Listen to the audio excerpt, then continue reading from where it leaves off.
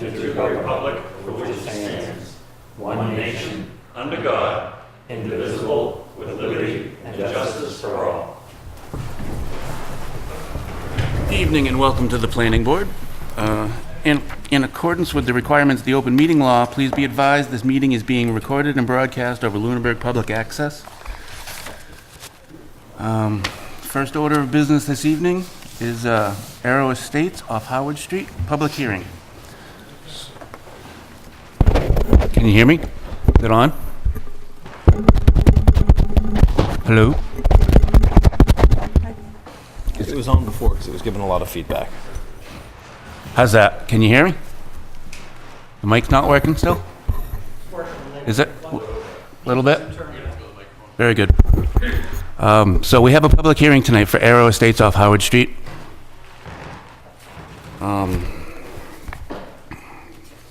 This is the right one, yeah. So Town of Lunenburg public hearing. The Lunenburg Planning Board will hold 9 concurrent public hearings on April 29th, 2019, 6:30 p.m., Joseph Bellotta Meeting Room, Town Hall, 17 Main Street, Lunenburg, Mass.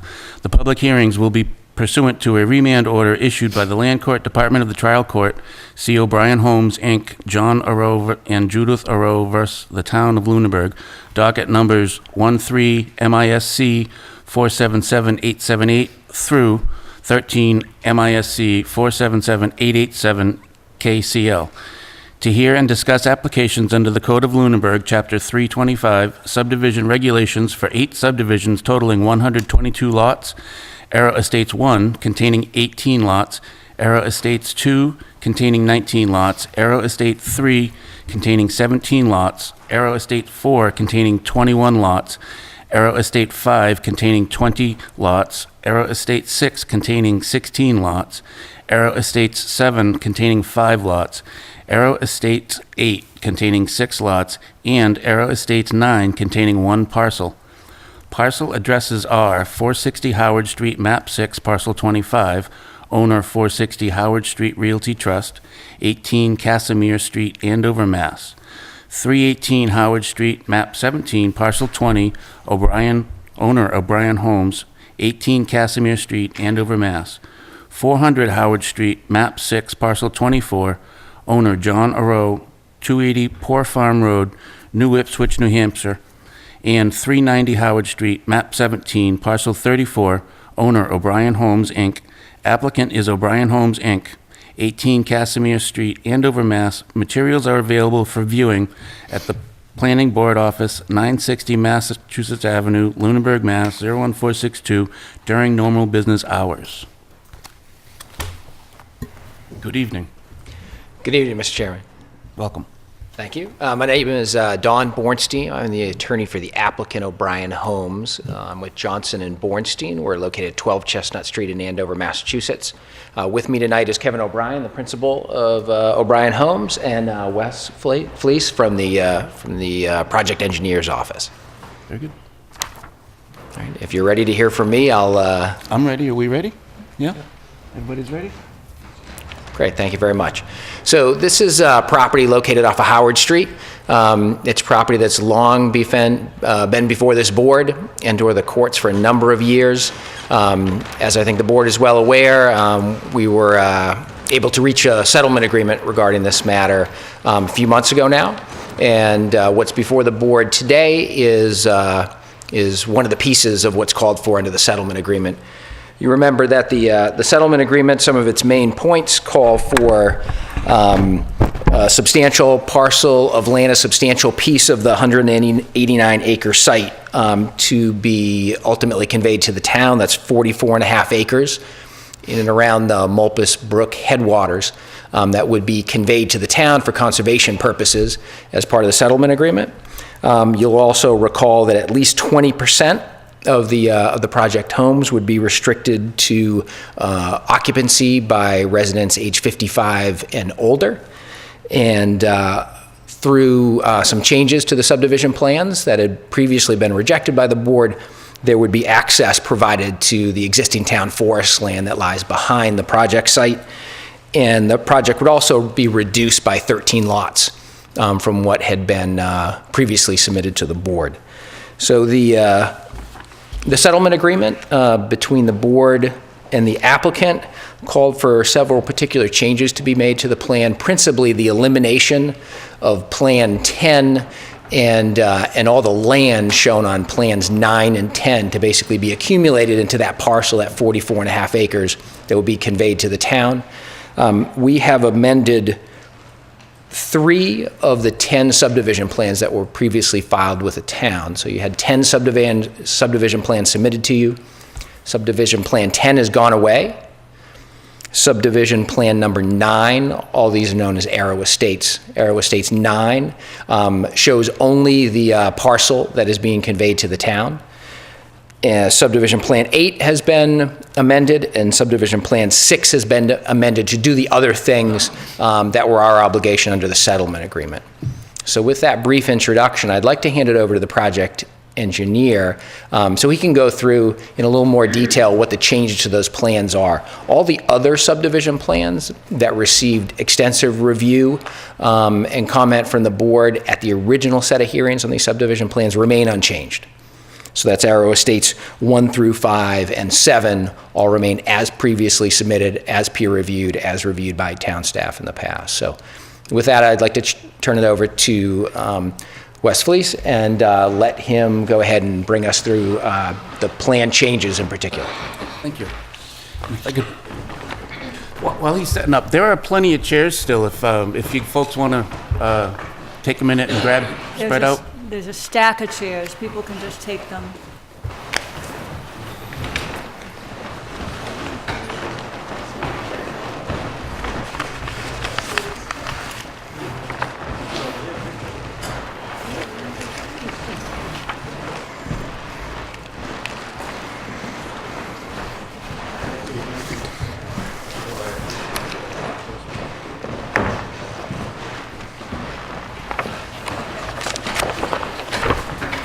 Good evening.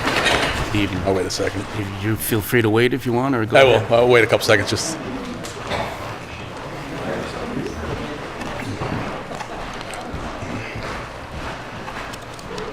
And if you haven't noticed, there's a large screen in the corner, so anything he points to on the plan will be reflected on the television screen.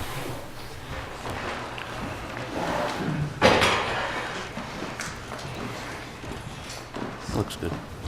Okay.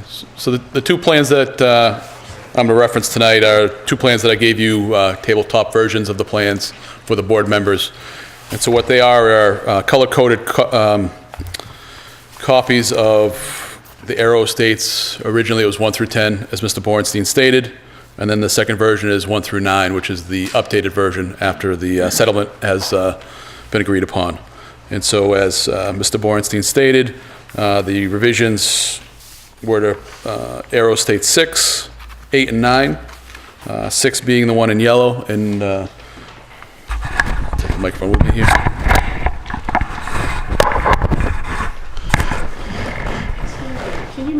You're going to see in the video here in front of you in a second, right? But I'm sitting right in front of it. If you, there are chairs on this side if you want to. Okay, I would suggest we moved it over in that corner so we could all see. So, Arrow Estate 6, as I stated, is the Arrow area here in yellow.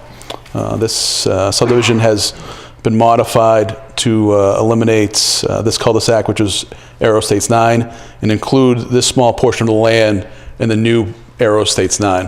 And I'll go over those areas in a second. Arrow Estates 9 is here in the green. That whole subdivision has been eliminated and has been merged with Arrow Estates 10, which is in this purple color here. Both of those have been eliminated and then merged into that open space parcel that is going to be deeded over to the town of 44.5 acres. Arrow Estates 8 is in the rear, also adjacent to the pond in the back, the headwaters of Mulpus Brook. That development has been shrunk to reduce the impact to that pond. And so the new plan is the one here now you're going to see in front of you. Again, Arrow Estates 6 really doesn't look any different other than that cul-de-sac's gone, and those 2 lots have been changed slightly just to take care of that roadway that used to go in between the 2 of them. Arrow Estates 8, like I said, has been shrunk, where now it's only 6 lots, and then Arrow Estates 9, which used to be Arrow Estates 9 and 10, have been merged together, which you'll see there in those 2 colors in the plan that I have in front of you tonight.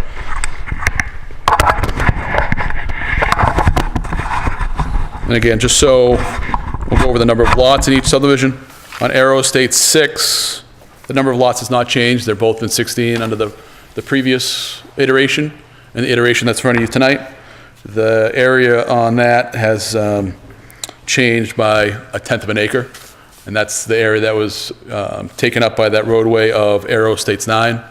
There are 2 lots that were adjacent to that roadway, have now taken up half of that roadway, and that's where that 1/10 of an acre is. Arrow Estates 8, which again was, like I said, is then orange. Before there were 12 lots, now there are 6 lots, and so there's where some of the reduction in the lots that we had talked about under the settlement, some of those lots have been removed there. The area on that also has changed from 23.4 acres now to 11.2 acres. And so some of that area within the old Arrow Estates 8 is now within Arrow Estates 9 as part of that open space parcel that's going to be given over to the town. And again, like I said, the Arrow Estates 9 and Arrow Estates 10, which Arrow Estates 9 before used to be 5 lots and Arrow Estates 10 used to be 2 lots. Now those are all gone. That's a reduction of 7 lots there. And that's where the combination of a little bit of the area of Arrow Estates 8, Arrow Estates 9, and Arrow Estates 10 have all been merged over to that open space parcel. And that's kind of where we came to the configuration that you see tonight in front of you, like I said, with those iterations. I know we did submit the revised plans to the planning office, showing the updated versions of those plans, so that you can have those, obviously, when this moves forward to approve by the board. And so those have been in front of Mr. Bernie's office for a little bit now for that. Other than that, you know, there's really there's no real roadway configuration changes with regards to Arrow Estates 6. Again, like I said, Arrow Estates 9 basically goes away with regards to the roadway configuration, or Arrow Estates 8. The roadway does get pulled back some to get further away from the pond there and the headwaters to Mulpus Brook. So those are the major changes to the development. Do you have any questions with regards to the layout changes? Mr. Chairman, I don't have any questions regarding the layout or the design of the subdivision as stated, but I did have an opportunity to go through the reviewing engineers' reports from back in 2013. I wasn't on the board at the time, have only been on the board for a short period of time. And there were a number of issues within those review letters that I'm not sure have been addressed. Sure. So I'd like to go through specifically what I picked out as potential concerns. Certainly. I'm sorry, are those from the revised? Yeah, I read through, there are 4 review letters that I received, and I went through all of them and made notes to things that I think may still need to be addressed. And they may have been addressed, but I'd like to run through them. So there was a question regarding the roadway grading for Arrow Estates 4. In previous reviews, Bridget Drive didn't meet the leveling and grade requirements, and according to the February 25th review, the design engineer and the review engineer interpreted the requirements of the bylaw differently. He didn't have a huge concern with the grade, but he had concerns regarding the leveling, and I didn't see anywhere that has been addressed. Okay, so just so I have. A bunch of extra copies. Okay, sure.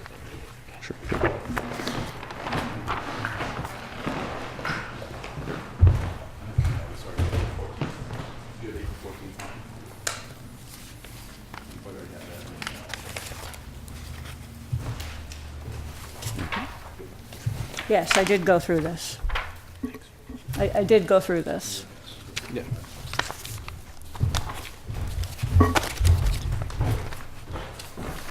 I did go through this letter, as Yeah. well as all the others. Yeah, And I so- didn't see a resolution to that particular question. Yeah, and so just to the rest of the board members, so what I gave you guys is the last peer review letter in the number of iterations that we went back and forth with David Ross Associates for their peer review.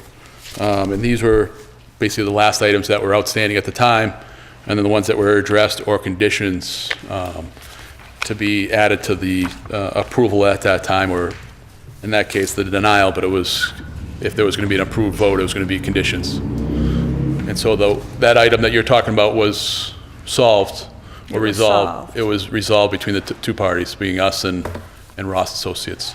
Okay. I'd have to find the older letter to show you where that was, but I know it's not in this April 17th Okay, letter. so I guess I need to understand. So for Yep. example, on the first page of the letter you just sent me, Yep. it said, based on a meeting with the applicant's engineer, they will be providing a revised plan showing improvements to the intersection with Howard Street. Comment addressed. Did he receive that revised plan? With the... If it says the applicant's engineer will provide a revised plan, Yes, so did that occur? yes. Okay, so I guess my concern then is that we don't have that final So anything that says, review. anything that says comment addressed means the plans have been updated to take care of their issues. So the April 17th letter, anything, if you read here, anything underline means that that last comment from his, and let me just make sure I have Is the that dates from right. David Ross or is that from you, that It's not from comment us. Nope. addressed? Nope, this is all from David Ross. That's his comment. But I guess I'm looking for clarification from the planning director. If it says they will be providing a revised plan showing improvements, Which we already did. The way this usually works is when, excuse me, these are iterations of reviews of plan sets that they submit. So they get this comment letter. Yeah. And they go back and they sit at their computer and they, monkey it about, okay, they don't like this, we have to do this to correct it. They correct it on the plan, they resubmit. One would infer that either between March 29th, April 9th, or April 17th, the set of plans has been corrected to reflect that. And Well- the final, Okay. the final letter doesn't show any outstanding comments. what final letter? The April 17th letter. is the final All right, letter. well, I guess I would question that. If you look on page 2 of drainage analysis, Of which letter? on number 1, on the April 17th, Okay. 2013 letter, These are the same letters. where it says drainage analysis. Which letter I missed that date. What was the date you said? The letter you just handed me, Yep. April 17th, because Yep. this is a letter I reviewed, the last Yep. letter I reviewed. Yep. Under number 1, drainage analysis, a stamped drainage narrative was provided. However, the stormwater report dated April 5th, 2013 should be updated, stamped, and submitted. Has that occurred? Yeah, it should have been, so at the last meetings, we submitted that stuff to the board. What had happened is, the board denied the project, and David Ross never checked that item off. But when you say there's no outstanding issues, I Well, would disagree. As you continue to go correct. down, there are issues, and that's what I'm trying to get to. The issues that say comment addressed, the issues that still have comment on April 17th would be the only outstanding issues, as I would understand the way that comment letters are usually. Okay, so number 1 indicates that the stormwater report should have been updated. Correct. Number 3 indicated The plan that was changed, the detail for the subdrain should be modified. which we did, You did. yeah. And so here's the problem, like I said, is we updated the plans, submitted them to the board, and the board denied the project. Okay. Hence, they didn't have David Ross go back and check off the final few items. But I remember, we went to the meetings, and Jesse Johnson at the time, who worked for David Ross, who did all the reviews, went to the meetings and was there also at the meeting saying, yeah, okay, this is addressed, this is addressed. But then Just understand from my perspective, I- I wasn't on the board. I I'm know. looking at the latest review letter. Yeah, we're talking, yeah, exactly. We were I talking mean, 6, 7 years ago, exactly. I So I'm understand. just trying to understand. Yep, nope, and that's why, we brought those letters too. That they have Yep. been addressed. Yep, If I look at number 9, we will verify in the plans that the overflow has been relocated because it was the overflow for but then stormwater it says, basin F. then it says comment addressed Okay, underneath so it. that was addressed. Correct. Okay. So that was already addressed, and so if you look at the front of this page, Yep. you'll see there's plans dated April 12th, 2013, Okay, and then his letter is April 17th, 2013. yeah. So what that means is the plans that are dated April 12th, 2013 have addressed the items that he says comment addressed. If there are other items that don't have comment addressed to it, that means we had to submit other items after this April 17th letter. Oh, okay, okay. So the only one that I see that doesn't say comment address is that stormwater report. Right. Traffic impact.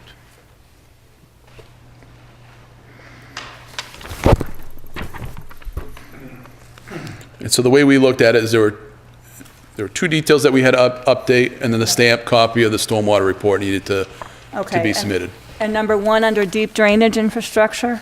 Yep, and that was the detail that we had to add a note to it. Okay, so you did add that note? Yes. And that can be a condition the board can add to the approval.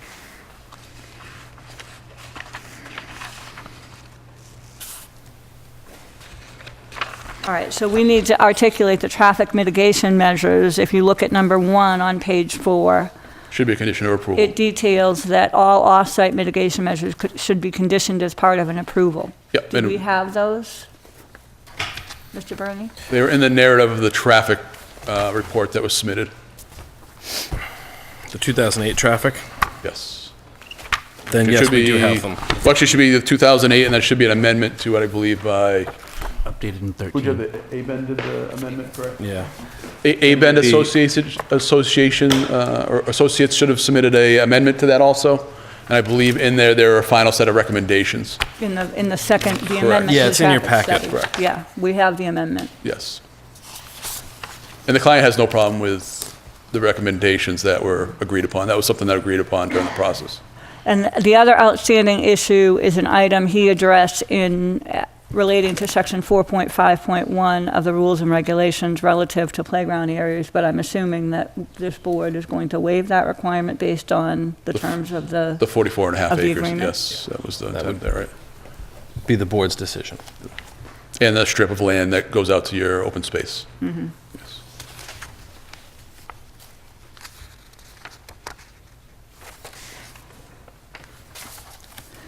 The other concern the fire department had was there was a variance requested for a cul-de-sac, and he just wanted to make sure that the diameters required by the bylaw were maintained for safety reasons. Yes, they are, yep. They are, Yeah, and that's the okay. way they're shown on the plan. And the cisterns meet the specifications of the fire department? Correct. Yeah, cisterns are pretty standard for the size of them. Okay. For residential construction. Okay. What is the status of Conservation Commission approval on this project? There was 2 orders of conditions given. I'm sorry? There was 2 orders of conditions. 4. On Arrow 4. Arrow 4. And so, Okay. So there are still outstanding orders of conditions that you'll be, or notices of intent you'll be filing? I would assume so. Okay. yes. And then we'll do it on an individual lot basis too, when we get to that point. Okay. Okay, that answers my questions. Tanner? The plan we have, the general plan, doesn't detail the town access to the town forest land. 20-foot sliver? So that,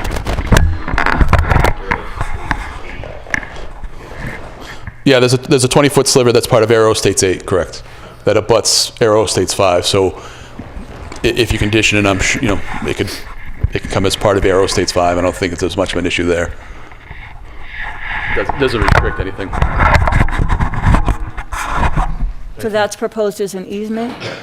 It's actually a 20-foot strip of property. Okay. Okay. and I guess a site visit might be in order there just to determine that that provides viable access to the town. Not that that land exists. Would that be a possibility? To get on the property? Yeah. Actually, it is, I'm sorry, I apologize, let me correct that. So it is shown as an easement right now, on the last set of plans. Can they get out to the, do you mind walking with them? You want to go show them where that access is? Yeah. It's something that we can set up, Excellent. no problem. We can go through Adam's office and Sounds set up a date that works for you guys. Super. And the site's pretty easy to get around, at least to that point, so. Anything else?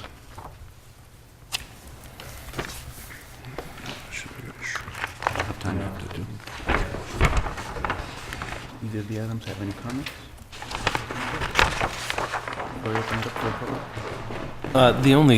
The only thing that I saw was the detention basin that was previously located on Arrow 8 doesn't show up again in the reconfigured plans. And I know there's doesn't- several lots within 8 that have gained lot size. But it And I splits. was just, what? And that basin seems to split 6 and 9. small portion of it. When you look at the No, original. I'm looking at the one up on 8 that is on the piece of land that is dedicated to be transferred. Yep. I don't believe the town's gonna want the detention basin Oh, on their property. entirely, right. So I guess, it's designed to handle the road, and the road is now smaller, but it doesn't, and perhaps it does in more detailed plans, but the plans you submitted don't show a relocation of that basin. On number 6, you're talking? No, on number 8. Number eight, okay. Number 6 is kind of irrelevant, because I would make an inference that small basin, or I'm sorry, on 9, nine, is yes. handling the road that's no longer there. So the elimination of the road eliminates the need for the basin, Yep. but the basin in 8 looks kind of like a hot dog, all the Yep. way up at the top right, is taking, I would guess, that curve and cul-de-sac that comes into 8, but is now on land that's proposed to be conveyed to the town.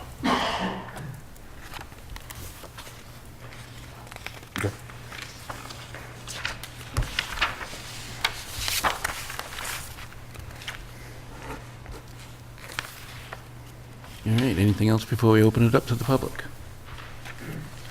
Not at this point. No? All right, folks, if there's anybody that has anything to say for or against the project, please step up. Yes, sir. And if you are going to speak and you haven't signed in, please do so, either before or after speaking. Tell everybody this is my free act indeed. We'll misspell your name anyway. I know it. My name is Dave Rogers. I live at 82 Highland Street. I'm not here to speak for or against, but more importantly, I'm here to get some information. What's the total number of homes that are proposed here? 122 lots, I believe. 122 lots, okay? Reference was made to land that was going to be an easement for access to the town forest. What kind of provisions, if any, have been made for parking of cars, for folks that want to walk out there, or is it open to snowmobiling? Can people go and cross-country ski, or what kind of provisions have been made for the accommodation of those that want to access the town forest? Well, we have just recently had this revision come to our attention, and I would assume that would need to be made within the existing town forest, because this provides an access strip from the subdivision roads to that property that you're asking about.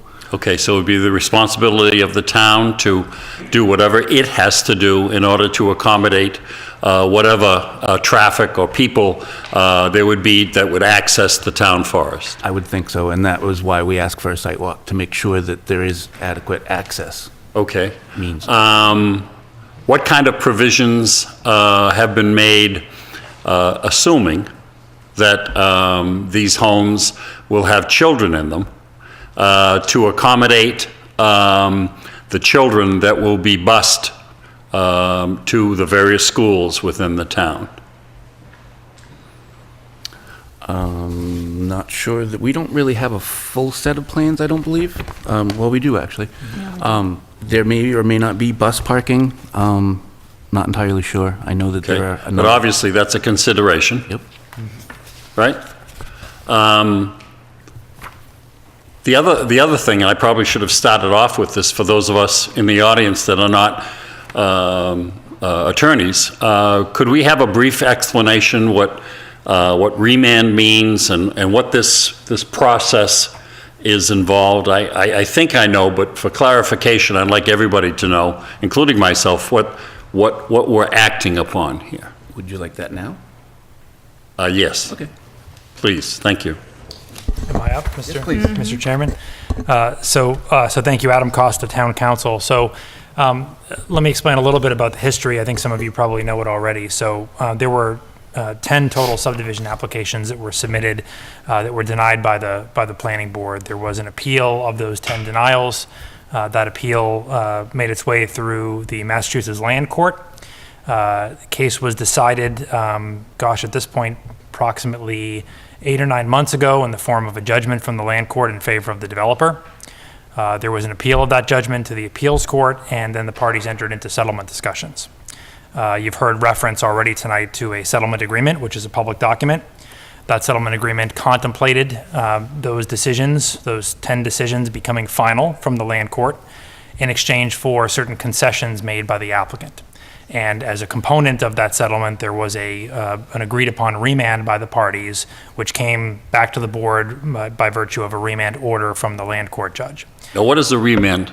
A remand simply takes the jurisdiction of the court and sends it back to the board. So when something has been appealed from a local board or commission or committee and it resides with the court, the local board, commission, or committee has no jurisdiction or authority to act on that matter. It's now moved beyond the board, commission, or committee to the court.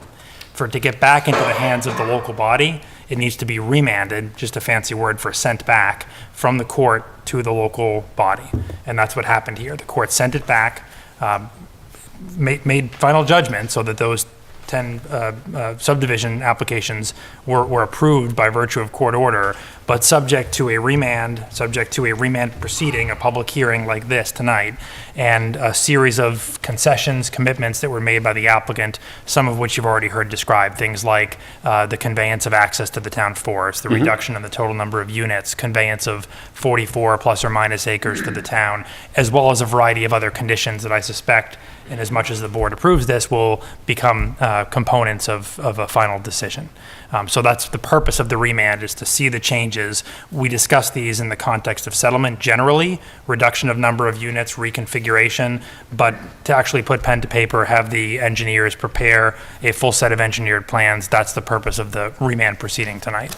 Okay, so in basic layman's terms, the courts have said, you folks need to talk about this and strike up some sort of a compromise, because if you don't, the courts are going to act on behalf of the plaintiff. So a little different than that. The court said plaintiff wins. Plaintiff gets 135 units, 135 subdivision lots. Sure. In accordance with the original plans that were submitted 5-6 years ago. Good. We appealed that decision to the appeals court, and while the appeal was pending in the appeals court, entered into settlement discussions in an effort to try and see if we could achieve something through those discussions. Had we decided to proceed with the appeal and lost the appeal, the town would end up with 135 lots, subject to or in accordance with the original plans, no concessions by the developer. Okay. Those settlement discussions led to the variety of concessions you've heard tonight. In exchange, the town dropped the appeal and agreed to a remand proceeding before the planning board. Okay. I'd like to ask a few questions, if I could, please, about the effects outside of the proposed developments specifically.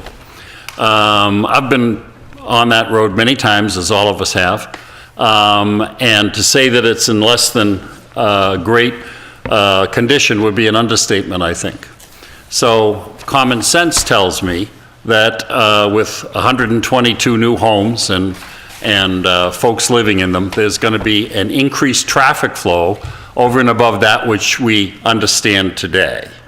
So have any provisions been made in terms of the review process or the willingness of the developer to make drainage and improvements on that road to accommodate those that are going to be living in these new homes in this so-called development? Not as far as I know. Mr. Bernie? You're speaking about on Howard Street?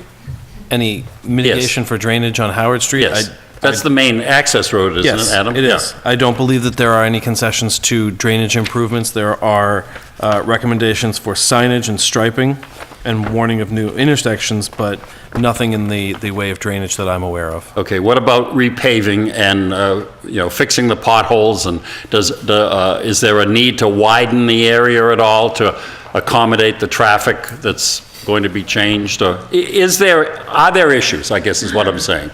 Not according to the traffic study that was submitted.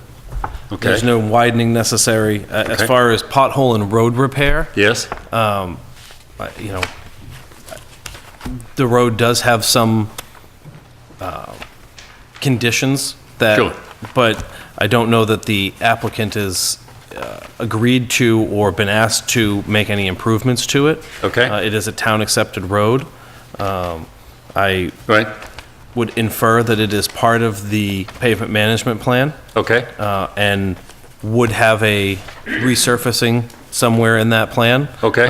When and where that falls, in the current pavement management project, I couldn't say at this time. Okay, so you understand the scope of my concern. I just don't want to have folks come back a year from now, 2 years from now, it's going to take longer than that to build that out, but, and say, we have to do something about this road, and being the town then is hit with a humongous bill for maintaining something because of the increased traffic flow. That's all.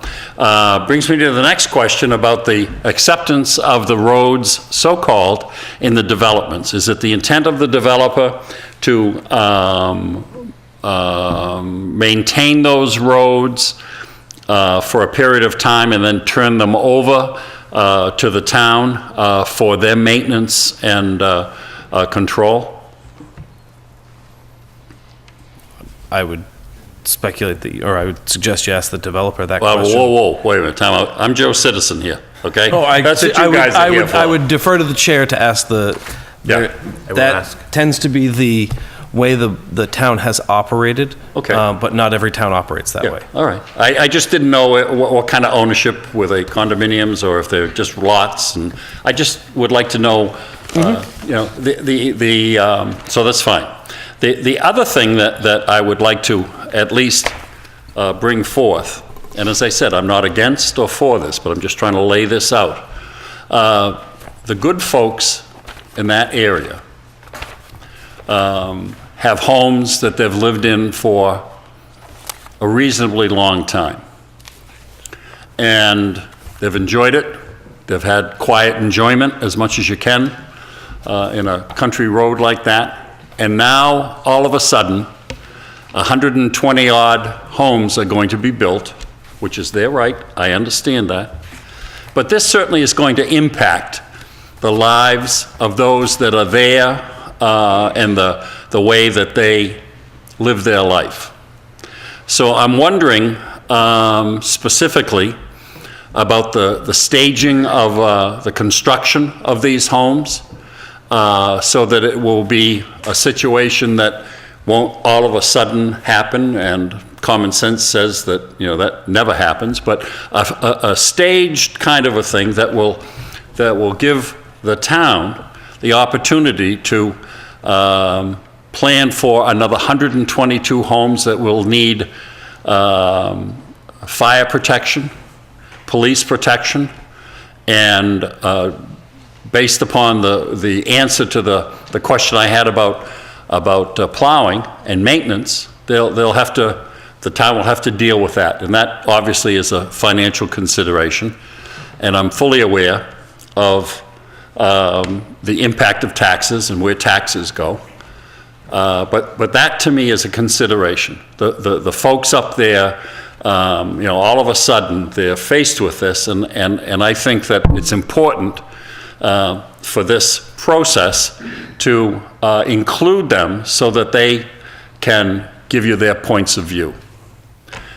The last thing in the chain is the effect of this development on our schools. 122 homes, I don't know how many bedrooms there are or what the arithmetic computation is, but suffice it to say, there has a potential for a great many new students in our system. And we should really understand that, because obviously we're taxed, the school is taxed, and they have challenges financially. So that would be important for us to understand and to have the communications about that. So again, we could plan, okay? The last thing I'd like to say, and I apologize for taking so much time, is I really, really, really feel bad for the Aro family. It's a family that's lived in this town for generations. They're great, hardworking people that just did their job all the time. And this has been a long time coming.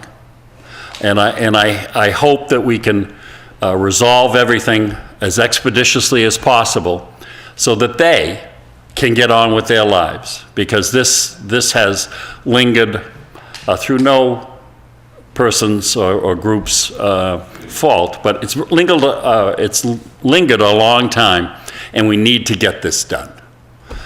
So I thank you for your opportunity, my opportunity to come before you, and I look forward to hearing the discussion relative to the number of homes, the bedrooms, the kids, that plowing, and all this kind of stuff that I raised. Thank you. Thank you. Someone else? Public comment?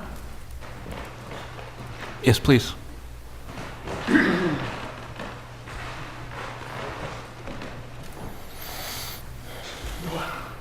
Dave Passios, 56 Whiting Street. First of all, there was a bit of a question in your discussion a little bit earlier about whether this 20-foot wide strip is going to be an easement or if it's going to be land conveyed to the town. I want to make sure that's clear before anything moves forward with that. We had that same issue down on Gilchrist Street, Valley Road. It was very, for a while there, it was unclear as to what was what and what it was going to be, an easement or land transfer. So that's my first comment. Second of all, I'm assuming, but correct me if I'm wrong, each one of these individual homes is going to require a fully compliant Title V septic system on every lot individually. Yes. Yes. Okay, thank you.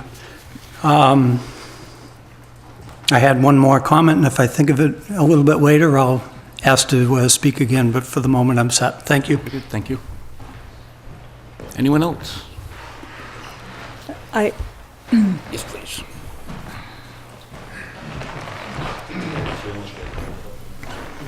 Hi guys, my name is Jacob Stephen. I live at 440 Howard Street.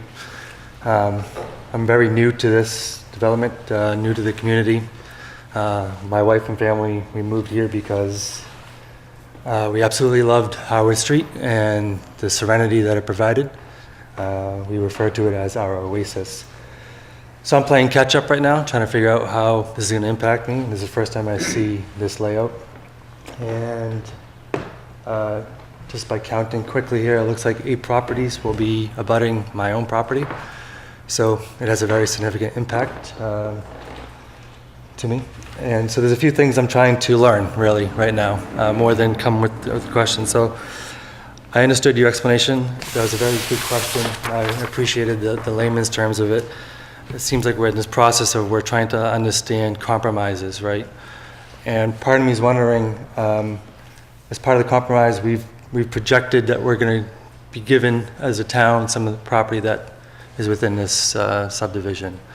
Part of me is wondering, has it been any consideration for creating open spaces around those who have existing residences there? Why does it need to be as far back away where no one's actually impacted? Could we consider creating open space as part of what this compromise is around existing residences? Maybe a little selfish on my part, I recognize that. But I'd ask that we take a look at that, right? That might be something that we could do. The little bit of homework I was able to do beforehand, it looks like 2 of the properties in the rear of mine that abut have drainage easements. And I'd really like to understand what, if any, environmental impact assessments have been done by the developers. In particular, if I'm taking 122 properties and all that drainage is going behind my house, I'd like to understand what does that do to me and my property. There's already a significant amount of water that comes from the Malpas Brook, from their development property through my property and onward. And I'd really like to understand, if we're putting houses there, how is that impacting myself and those houses that are there? How is that even possible? There's a lot of wetlands back there. The previous gentleman brought up sewage and water. I'm fairly familiar with that process, and part of me is wondering how on earth we're going to be able to get the amount of distance between sewage and water on 122 properties as is currently laid out. And so there's certainly concern from an impact to current residents, and what does that do for our water, as we add now 122 wells in the proximity to our house. What else did I have? Sorry. That does lead me to a question here about the development that we're seeing. Do I understand that this is the final layout of the development, and that's what we're trying to approve here tonight? Or will there be material revisions to this layout coming forward thereafter? This is what has been placed before us as what is being requested.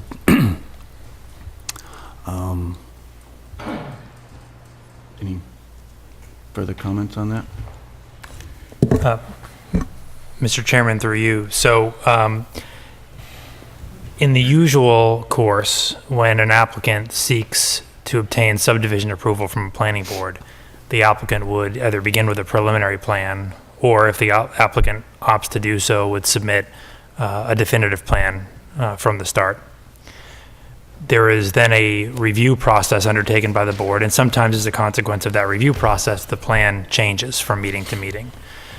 This is a little different, only in the sense that that has occurred. I can't speak, I wasn't town council, and most of the board members weren't board members when this was before them the first time a decade ago, and then the second time a few years thereafter. None of us were. Okay. So I don't know the extent to which the plan was amended through the course of many meetings, how it looked originally compared to how it looked in the final form prior to denial.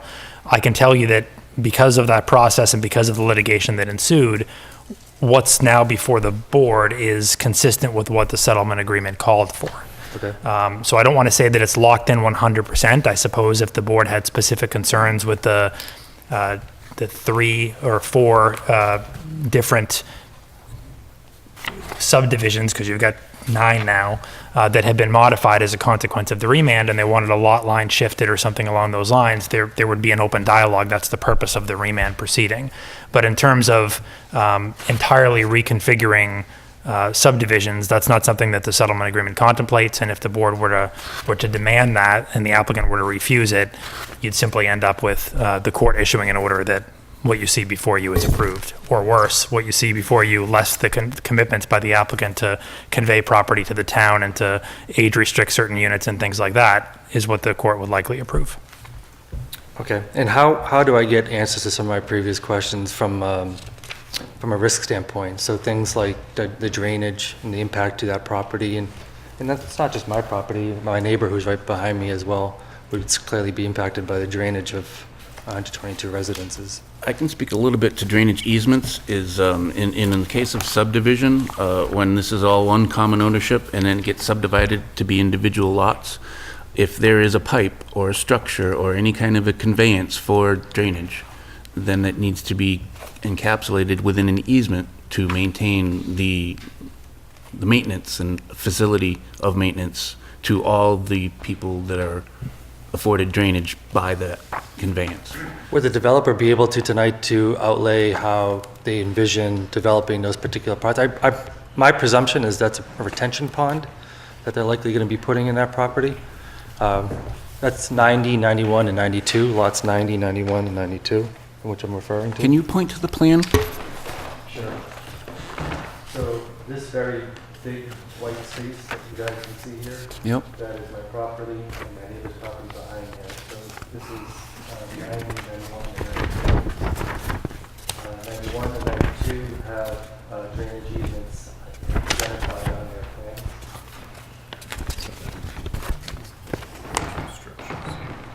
Okay. But that's the old, okay, that's unchanged.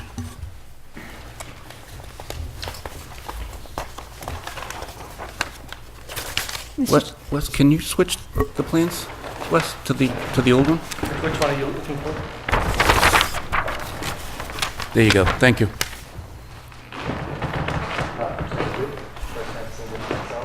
It does look like some form of a retention pond, but I'm not sure what it is. So I'm simply looking to understand what's that impact, if any, right? So the 4 that, the 2 that abut your property are remaining unchanged from that plan. Sorry, say that again, please? The blue crosshatch and the green crosshatch, those are the two that abut you? Well, here's the house. Yep. Right here. So I'm looking at 90 ends here, 91 is here, and 92 is here. It looks like the retention pond is in lot 92. Partially in 91. Do you see that? Did you have something to say, Paul? I just have a question. I guess I'm wondering if these plans that we have are the complete plans that were submitted. They are. Okay, because I'm looking at the plan index, and I'm looking for the drainage plans and profiles, and I'm not seeing them unless I'm just not, These are as they were submitted for this hearing. okay. Because some of the questions that I had that have been indicated that they've been addressed are relative to drainage. Yeah.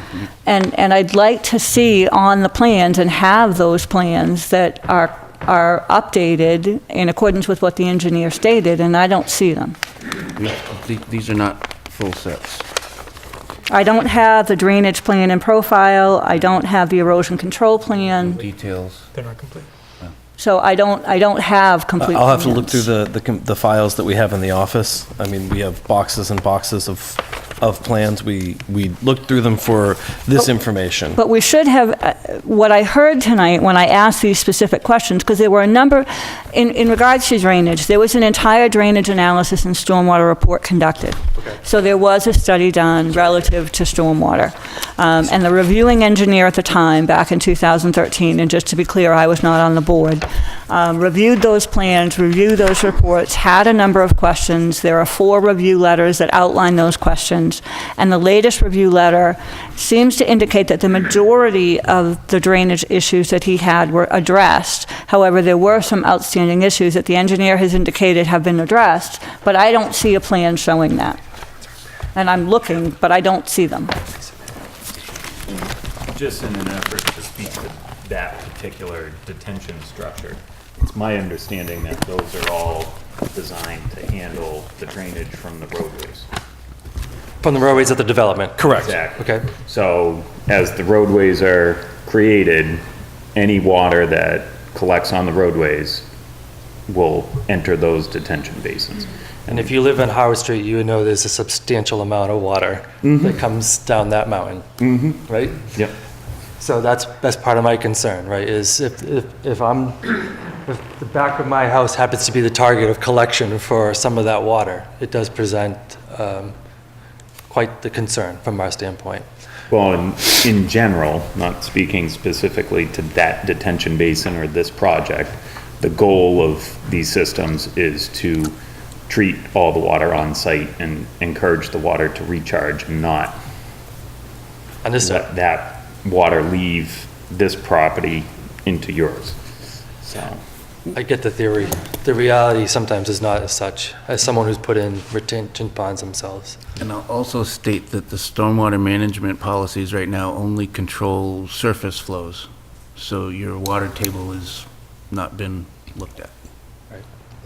There were specific design concerns relative to the groundwater table that the reviewing engineer had, and those are the questions that I want to make sure were addressed, and I don't have the plans or the confirmation that those issues were addressed. So I'd like to see those updated plans. Yes. We've confirmed that we've only got the definitive. You have the plan set. definitive sets, correct? We do not have the site grading, street plan profile, drainage plan, street tree plan, erosion plan, or construction details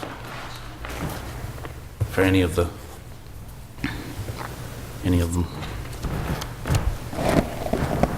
Okay. So unfortunately, we're not able to give you a much better answer than what we've given you so far. Yeah, I think my final point really is, from a resident who's going to be directly impacted by this significantly, my intention is not to come here today to stop a developer from doing what is his obligation and right to do that, right?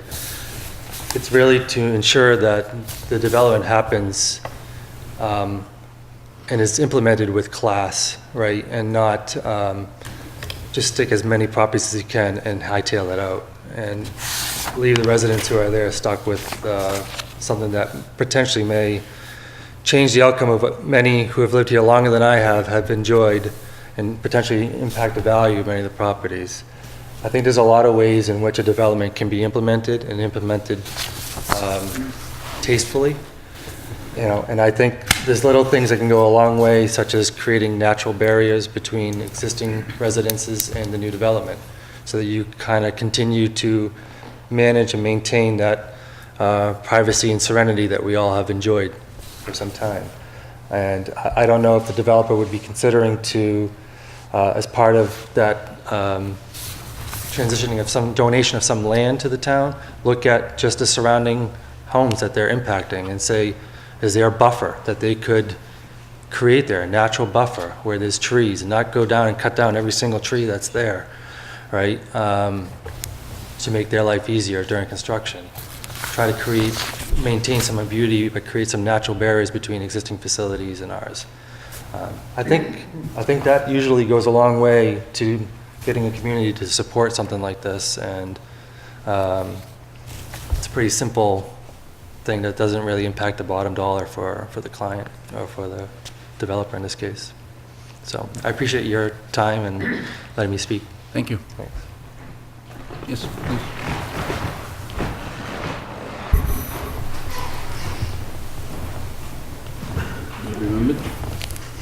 Dave Passios, 56 Whiting Street, before the other comment that I wanted to make earlier that just kind of flew out of my brain. Through you, Mr. Chair, I'd like to ask the developer if this assumption is correct, that these single-family homes would most likely be a minimum of 3 bedrooms and more likely be 4-bedroom homes. Okay, and the other comment I wanted to make actually pertains to all subdivisions that, going forward, this board works on, approves, and negotiates. My older brother has spent many years, he's actually retired from the business now, but out in the state of California, developing properties as big as 350 to 450 acres with multiple single-family homes, golf courses, 3, 4, and 5-star hotels, so on and so forth. In their negotiations, it's very rare that they negotiate a land swap. Rather, they go for infrastructure improvements within the municipality that the development is being built. It's all well and good to protect the Mulpus Brook and the cold water fisheries and all this stuff, but we're also taking 44 acres out of the tax rolls. We would be much better off to be negotiating infrastructure improvements that will improve an area such as Howard Street could have been improved rather than the land being transferred to the town, so on and so forth. Again, the train has left the station on this development, but I really implore you to look at that type of negotiation down the road. And if we could get a rough, or an answer to my earlier question. Thank you. Thank you.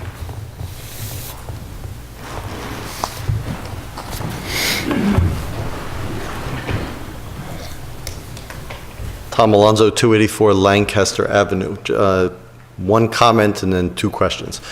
First comment is when you're talking about the easement for the access, for whatever leverage possible, I would certainly, obviously it needs to be clarified. I would argue for a deeded property instead of an easement. We've had problems with easements in the past. We don't have to go that far back, so that would be something that we should really push for. Question about obviously the cost that this kind of development brings, some without, most of them outside the purview of this board, but one that has to do with the acceptance of roads, which has to do, as you know, with the pavement management plan and the override, capital override that we had, that addressed all the roads in town. Obviously, road maintenance, plowing, repair is very expensive. Is it required in the subdivision law that we accept as public roads subdivisions, or is it totally discretionary? I believe it's discretionary. So I would weigh that going forward as well, because again, this adds a lot of, I don't know how much roadage is in there, but that's a lot of roads to maintain and plow and take care of. So The larger problem, to me, this whole case came about when this board denied the property when it was as one unified property under our own subdivision bylaws, which I think applies to any property 25 acres or over. When that was denied and that denial was upheld, basically the applicant found a way to circumvent that by just carving up everything into multiple parcels that are under 25 acres. So therefore, all the planning that went into that subdivision bylaw and all the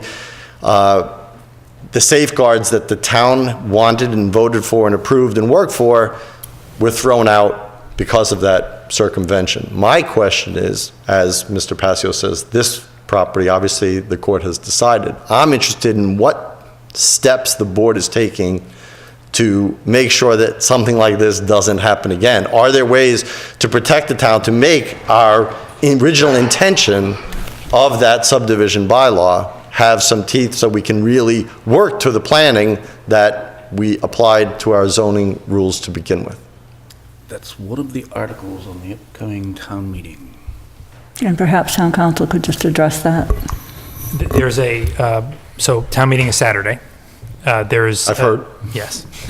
There's an amendment, a proposed amendment to the zoning bylaw that is a warrant article, I can't remember the exact number, that would modify section 5.6 of the zoning bylaw in an effort to try and express what I believe through discussions, again, I wasn't here at the time, was the actual intent of the bylaw when it was adopted, clarifying and attempting to sort of close the loophole, for lack of a better phrase, with regard to segmenting projects of this sort.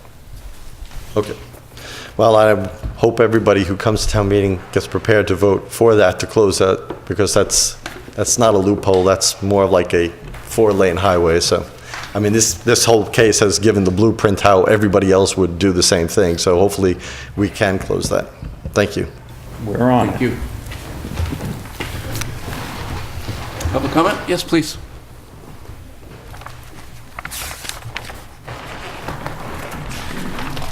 I'm Liz Mason. I live on Sequoia Drive. I just moved in within the past 12 months, so I'm also playing catch up to see what's going on here.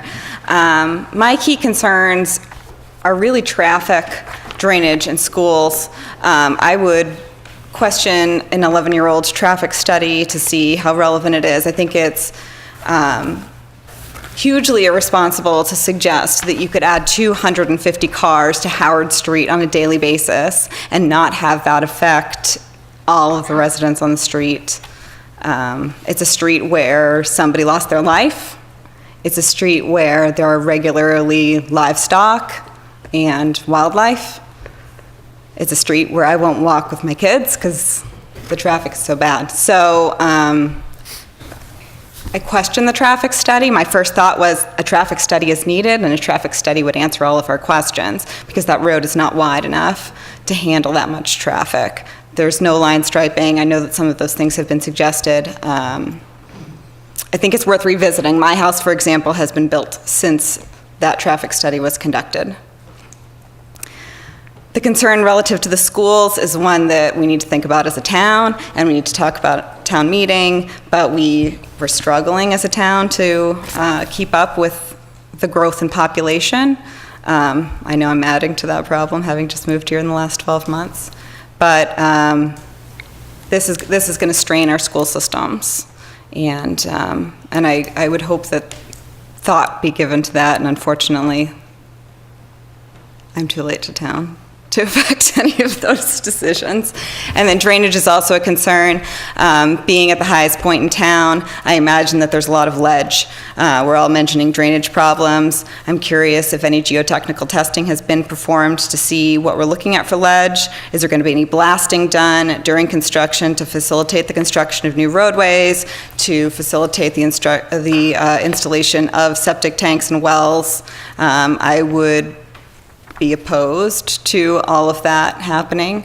So those would be my key concerns. I think that, I do think traffic study needs to be revisited. 11 years old is a significant time to have passed between, I think traffic has definitely changed during that time. It was updated in 2013. It was? I just heard 2008. The original one was 2008, but there was an update done in 2013. And there was no concern about that traffic on Howard Street? No. Negligible, 1%. Who was the engineer? Not sure. Abend Associates from Wayland, Massachusetts, ABEND. That is a public document, will be available in the planning department. Okay. Okay, those are my concerns. Thank you for hearing them. Thank you, and welcome. It's never too late to start. Yes, please. Hi, my name's Jenna Capucci. I live at 363 Howard Street. It's right across from that main access road into the farm, and I was just wondering if there was a plan to potentially move that road a little bit. It's on a very blind corner, and people come 40, 50 miles an hour around that corner all day long, and I'm really not looking forward to someone getting T-boned and sent across my front lawn. Understood. As far as relocation, it looks like what is being requested is what is expected to be approved. We can address something like that with potential conditions. As far as, I'm not quite sure entirely, but I think we could suggest traffic control, flashing lights, I don't know. There was signage proposed. That's what the traffic study recommended. Okay, thank you. Thank you. Please. Hi, Seth Mayer, 291 Howard Street. I'm glad, Tom, you brought up great points about, that the 25-acre development is, that thing's kind of squashed now. Hopefully we can close that loophole. Keen on what Dave was saying about adding to infrastructure. It looks like this develop's happening probably. My suggestion would be looking at Howard Street. There's wide parts of Howard Street and there's narrow parts of Howard Street, particularly at the eastern end of Howard Street. As you're coming up the hill, it narrows down pretty tight there, and it's very tight for two full-size pickup trucks to pass each other. Look at as possibly one of those things to improve. If they're going to line it, you might as well try to. I would imagine those lines would be looking like an hourglass going down Howard Street. So maybe try to make something more uniform going down Howard Street. And in that entrance, across from Jenna and Mason's house, maybe try to improve the line of sight. Signs are great, but I don't think that would do much. I would think maybe open up the line of sight, cutting down some trees, something to make it more visible, because that is a pretty tight corner for a main entrance. That's my opinion. All right, thanks. Thank you. Thank you. Someone else? No one else? Okay. All right. What have we got now? Well, I think, I know I have a couple of questions. I think there were a couple of questions asked by abutters, and I was wondering if the engineer or the applicant could address those. Specifically, the ones that I would be curious on an answer are the number of bedrooms proposed per dwelling, the 20-foot strip. Currently on the plan, it indicates an easement, but in the potential agreement letter or the letter of understanding, it seems to indicate it would be conveyance. So I'm trying to understand whether that will be an easement or it will be deeded to the town. And additionally, in the butter question, whether or not the developer would entertain buffers around existing homes. So I was hoping that the applicant would address those questions.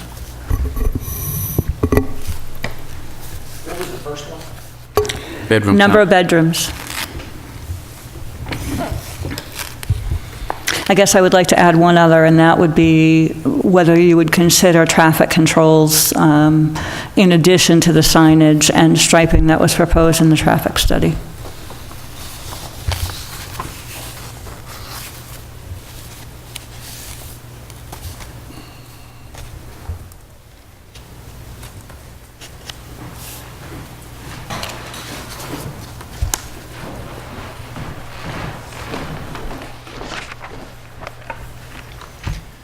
Thank you, Mr. Chair. Again, Don Bornstein for the applicant O'Brien Homes. I do want to give a little more context. And when we began our presentation tonight, we sort of jumped right in to the settlement terms, something this board is familiar with.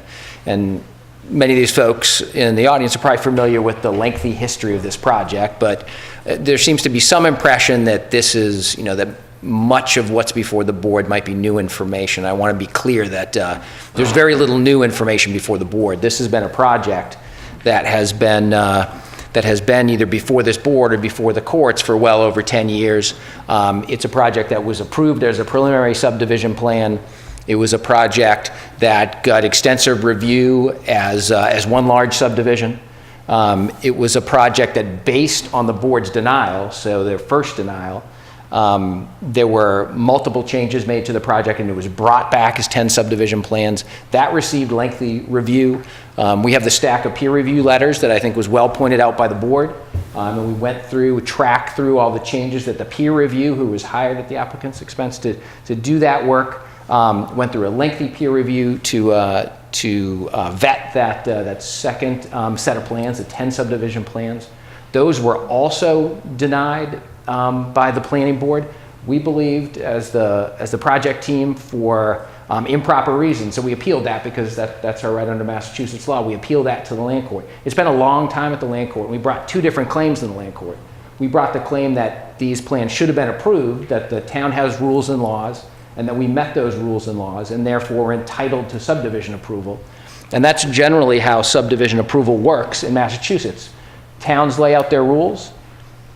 Developers come in, they submit plans, and if those plans meet those rules, then the planning board's supposed to approve it. We thought we did that. We brought that issue to the judge. And then the second part was we thought that the planning board had denied our subdivisions not for lack of compliance with the rules, but for other reasons.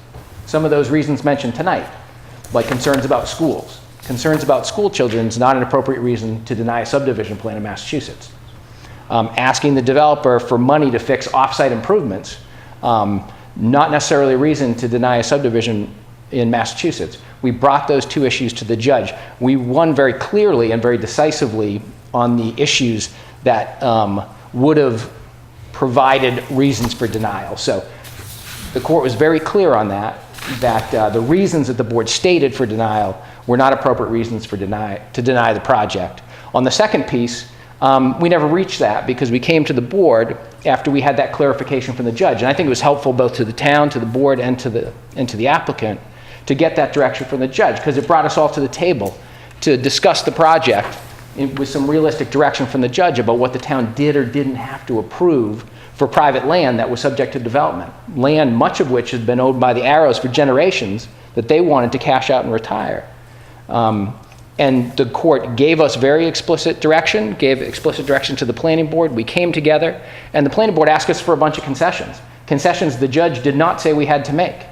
Some of those are fairly substantial. Nearly a quarter of the site is being conveyed to the town, principally for conservation and for resource protection.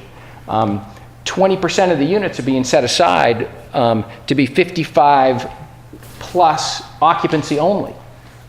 To address that school concern partially, an issue that is illegal to deny a subdivision for in Massachusetts, but we made that concession through the settlement.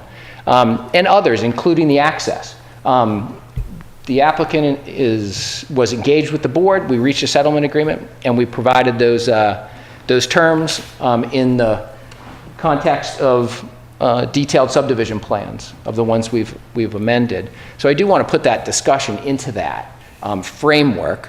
And there have been several questions that have been brought up tonight that we should answer, we should talk about. And for some folks who are new to the project, even though it's been around for us, and the project team has been living it for 10 years, and some of you have been living it for 10 years plus. There's some folks, I'm sure, in town, residents of town, who deserve to have answers and information. That's what the public session is for. We're happy to provide that, and I'm going to ask Wes to come up and provide some answers to those particular questions. But I did want to put that in the context just so we understand that a lot has gone on over those 10 years. There have been changes to the project. There have been concessions made both on the applicant side and on the planning board side, I would say, in reaching the settlement agreement. And there are some real positive things, some positive changes, pluses for the town that have been made through that process. And at the end of the day, the applicant team is hopeful that we'll have an approved project and we won't have further delay in process. So with that sort of warm up on the bedroom count, the intention would be to build 3 and 4 bedroom homes, principally 4 bedroom homes. They're going to have to be supported by septic systems. That's been pointed out.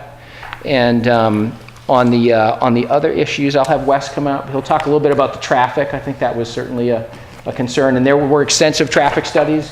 The traffic study's been updated or supplemented twice. So we had an original broad-based report in 2008, and then it was supplemented twice in the last set of proceedings before the board.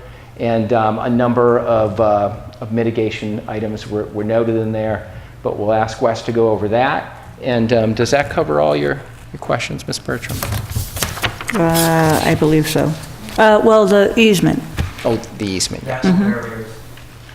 I'm sorry? Natural barriers. And the buffers for abutters. Okay. Well, let's have Wes talk about the traffic and how we're proposing to do the access to the town forest land. Then we'll go on from there. Thank you.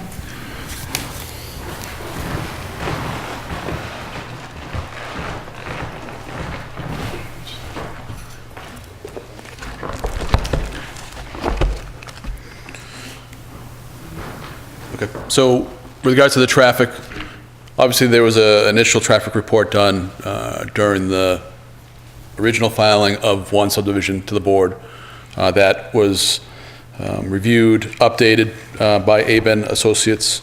There was mitigation measures mentioned in the first report, and then additional mitigation measures recommended in the additional report by Aben Associates. At the time when we were in front of the board, and make sure I get the dates correctly here, 2013, Mr. O'Brien at that point said that obviously he has no problem making, doing the mitigation measures that were mentioned in both reports. Further mitigation measures, obviously, at this time, we wouldn't be able to say yes or no to unless we knew what those mitigation measures were that you would be looking for. I know, Mrs. Bertram, you mentioned, I think, a couple additional items possibly, but that's something that, if you want to bring forth, I don't know if it has to go through town council to Mr. O'Brien or however the talk has to go through the board as part of the settlement. But, obviously Mr. O'Brien will take a look at it and see what those items are and see if they even conflict with what the mitigation measures already agreed to already, are, and see if there's any kind of something there that we can do. Through you, Mr. Chair. So nothing, this is a public hearing, it's a public process. That's the purpose of the remand. For all intents and purposes, the litigation is over. So there's nothing further that needs to occur simply through council.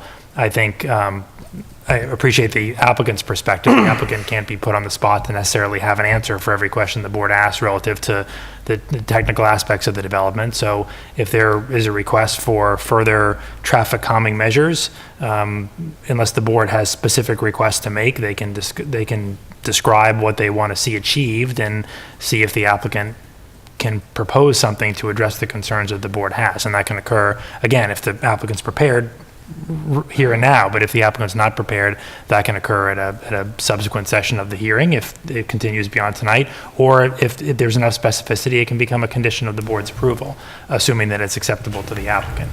It's certainly meant to be an open discussion. As I said, we're not starting with a blank slate necessarily, but that doesn't mean that there can't be a dialogue here if there are continued concerns of the board. That is the purpose of the remand proceeding.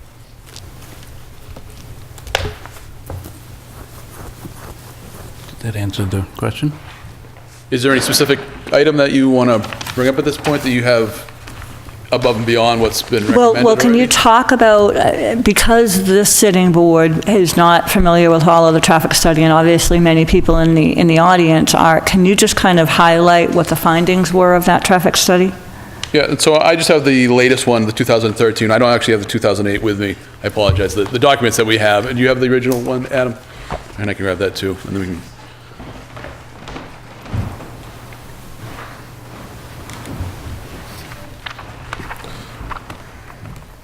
Article 33, Mr. Alonso. 33. So the recommendations on the 2008 document. Provide a stop sign and stop line at each of the new street intersections. Center lines of the new streets should be provided for at least the first couple hundred feet with regards to striping they're talking about in the new streets. And then all internal intersections should also have appropriate stop signs and striping also. Item number 2, provide a center line along this entire length of Howard Street. This will allow drivers to more easily anticipate curves, and it will also serve as to train existing drivers who, because of the low volumes, likely now choose to travel wherever they want to in the roadway is how. Number 3, provide intersection ahead signs at the 3 new streets. These signs should be posted approximately 300 feet before each new intersection in both directions. These signs will alert drivers that there may be turning movements occurring. Number 4, provide intersection ahead signs along both West Townsend Road and New West Townsend Road. The number of turning movements at both of these locations warrant a slightly higher profile for these locations. And so that's why they want those 2 additional signs there. And that was the, again, like I said, that was the 2008 recommendations. And then from the 2013,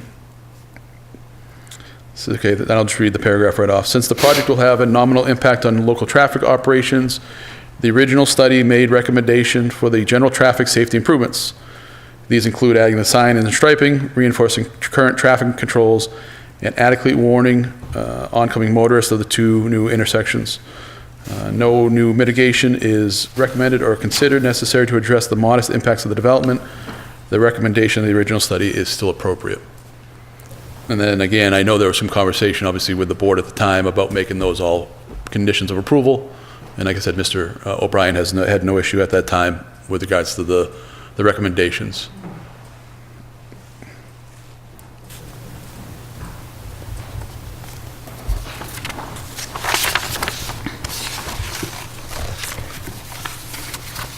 So a couple of the other issues that came up, and I don't know who wants to address them, but one of the questions is relative to the proposed access to town forest, whether that will be an easement or whether the land... It's currently proposed as an easement that will be obviously deeded over to the town. It will, okay. So the easement will be it will be for the benefit of the town, but it will be an easement, not a strip of land that will given to the town. Again, Don Bornstein, attorney for the applicant. The status of the access road through our settlement agreement was the access road would be an extension of the subdivision roadways. So in my understanding, that would generally be that it would start as an easement, like all subdivision roadways, and become land of the town once the town accepts the subdivision roads, if the town accepts the subdivision roads. And I think the settlement agreement is specific on that point. That would be an extension of the subdivision roadway structure.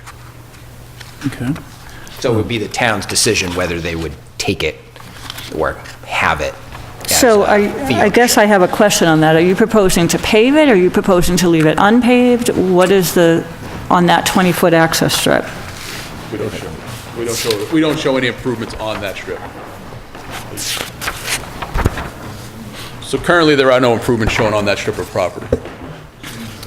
Go ahead. Mr. Chair, may I, through you? So this was obviously a point of discussion in our settlement negotiations, the desire of the town to gain access to the town forest. So the language of the settlement agreement is vague, and purposely so, because we didn't have a design plan before us. We were negotiating it without that final design. And there was a recognition at the time that there would likely be a need for a redesign of certain components of the roadway. As you've already seen, a cul-de-sac has been eliminated. There's been some realignment of the roadways, and that was anticipated.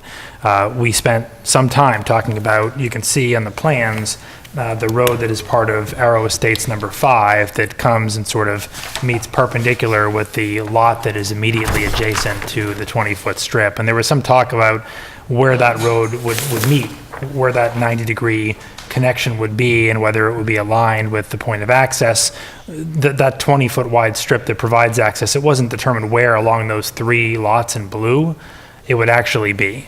There was no discussion about whether it would be in fee or it would be an easement. The language of the settlement agreement reads that a road within the subdivisions shall be extended to the boundary with the town forest land so as to provide for public access to the town forest and a potential future trailhead to be constructed by the town if it so desires. So it was purposely vague. I think that certainly leaves the door open to discussion. I don't disagree with the applicant's counsel in stating that how this is often done, where it's a true roadway extension, is that if the roadway will continue to be private, then the access will be in the form of an easement. You need an easement through the roadways to the actual portion of the roadway or path that connects to the town forest land. The town has the ability and the opportunity, if the applicant is willing to convey the roadways to the town, or the town can take them, to make those public roadways. Some communities do that with great frequency, others don't. I think it's important for the public to know that that's not something that the planning board can commit the town to today. You can express a desire in your decision that the roadways remain private. You can express a desire in your decision that the roadways be public. It's ultimately not your determination, it's town meeting's determination. Only town meeting can accept the roadways as public by statute. So I think it's a discussion point. I don't disagree with some of the comments that have been made earlier. We've had recent experience in Lunenburg with fee interest versus easement interest discussions. I think the general preference has been for a fee. I think that's a discussion that can be had with the applicant. Again, what the settlement agreement envisioned was an extension of a roadway. While I agree that that would suggest an easement, I also would agree that it would look more like a roadway. And this doesn't look like it's an extension of a roadway so much as it is a 20-foot swath of land. The roadways are much wider than 20 feet. Can you show me, because I'm having a hard time figuring out where this is shown on the plan. It's on this one. Okay, where? It's that little red? Yes. Okay. And if you look at the definitive plan, it's a little bit easier to see. Well, I did Not look a at that. lot. I did look at that, and I'm having a hard time seeing that as an extension of a roadway. Yeah. I see it as a branch off of a roadway as a separate section. I don't see it as an extension of a roadway at all. So I would prefer to see it as rather than an easement, to have it turned over to the town.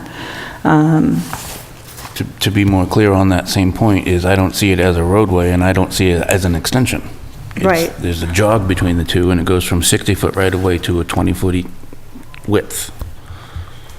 Right, exactly. So on that, I mean, I don't have a problem with the proposed access. However, I would prefer to see it transferred to the town.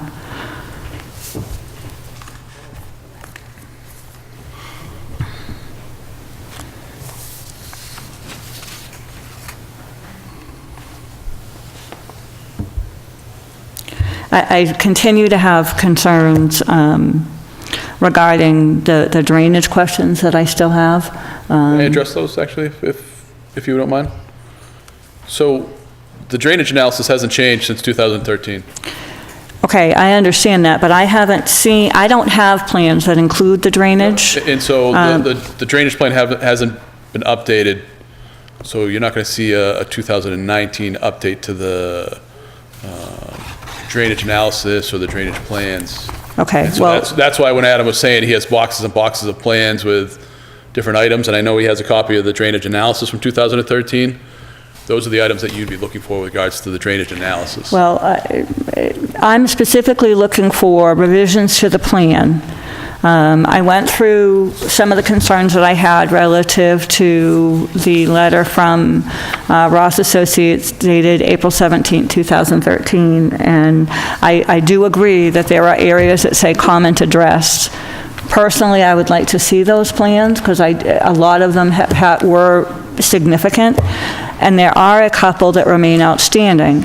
The stormwater report dated April 5th, 2013 should be updated, stamped, and submitted. I don't know if that was done. That's not considered addressed in Mr. Ross Associates' letter. It's March 20th. There was a question regarding detail regarding the subdrains, and that was not noted as comment addressed. They wanted solid piping and not perforated from the gate valve to the outlet structure. I don't know if that's what you're proposing. So I have questions based on this letter, and I took the time to go through every review letter. Unfortunately, I don't have the plans that match this. April 20th? Okay, are these revised plans? This would be your stamped copy that you're looking for? Okay. And then I know Adam does not have the revised plan. He doesn't have a copy of the revised plans that have those details on them. But I would like to see those plans. That's fine, we can show you So- the PDF, so I can send you PDFs if you want, and- that makes it easier. Much easier. And there's also remaining a couple questions that don't have that note, comment addressed, underlined. So I don't know whether it was addressed. I wasn't on the board, I haven't seen the plan. So there's only a couple of those, but I would like to know that they have been addressed. When you mention wanting to see plans, are you looking specifically for the 4/12/13 plans, or are you looking for all the plans? I'm looking for plans subsequent to this April 17th, 2013 letter. So you're looking for the plans that are referenced in that letter, the April? No, this letter indicates that revised plans were going to be received. Yep, and I'm so looking for those plans. So the date on that was what, April 19th, Adam? 17th. 17th. No, the report that I just showed her. Oh, April 20th, I think it said. So there would be plans in the same date, basically. I'm So- sorry, so those are the yes, plans it is I'm dated- looking for. It's dated the 19th, it's stamped in. So the I plan. could show you, I could send Adam PDFs and make it easier to send you. That'll show, and just make sure I'm on the same page as you, you're looking at item 3 of the drainage analysis, which calls for the detail of subdrain being revised. Yeah, I'm specifically looking, I want to see the whole drainage plans, because I want to just see for myself how these issues were addressed. But specifically, the ones that I see that are outstanding are number 3, Yep. under drainage analysis. Yep. And number 1 under deep infrastructure, Yeah. page 4. Hold on. Number ones. On page 4, number 1, under deep drainage infrastructure. Yep, and so those will Yep. show in that last set Yep. of plans, on the details. And so it should be on sheets N1 through N4, N5. I'd have to double check the numbering of the plans, but those are, Do you know if, in one of the review letters, and I'm not sure which one it was, there was a suggestion that the DPW director providing an opinion on the depth of cover over the drain lines. Do you know if that ever happened? Because apparently there was a concern. There was a waiver request for Arrow, well, I don't know if you're still requesting it, for Arrow 8. And Ross had suggested that the DPW director provide an opinion, and I don't know if that happened. you can just give me a couple minutes here, I could probably find the,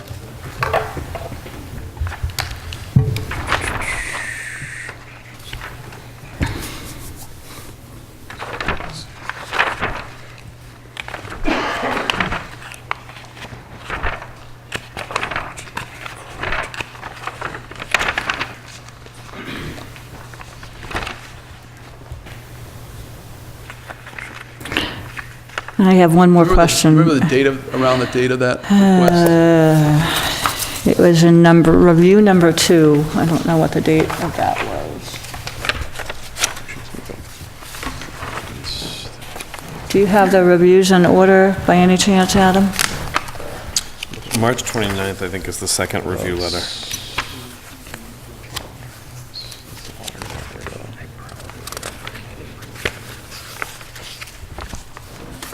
Feb 26, April 1.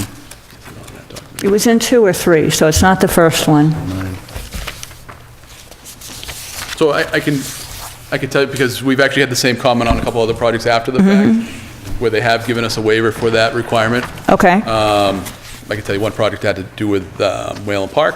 The other one has to do with the 40B project that's actually being constructed over off of Whalen Road, that Mr. Bard was involved with also at the time. Yeah. And so that item has been waived a couple different times. Okay. And at the time, we were still looking for the waiver, and because of the depth at the end of that cul-de-sac there, we'll still end up needing the depth issue. And it hasn't been an issue in the past, because there are ways to properly construct it with the pipe type coming out of the catch basin. So you are requesting that waiver? Yes, we would still request that waiver. So I want to be clear. I could find, so we had some of the emails, but we didn't grab all the emails from all the department heads. And unfortunately, trying to go back through the history is difficult for all of us, I think. But I would like to, I have comments from Board of Health, I have the comments from the Fire Department. I don't see anything in the records that were forwarded to us from the DPW director, so I would like him to comment on that specific waiver. I'll look through what we have and see if it is in the record that we have, and if not, I can clarify with him. Okay. Do you know if the stormwater report, is that what you just showed me? So it's the updated version? It had the Okay. stamp and the signature on it. That Okay, was the- okay. Like I said, it was dated April 19th. April 19th, I think. And stamped on Yeah. April 20th. Yep. Okay.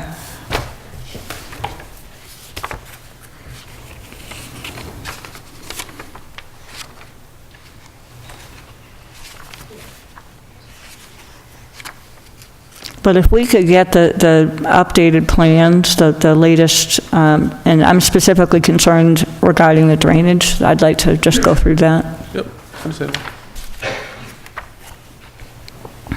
And the other suggestion that they had that concerns the DPW was that buoyancy calculations be provided to DPW.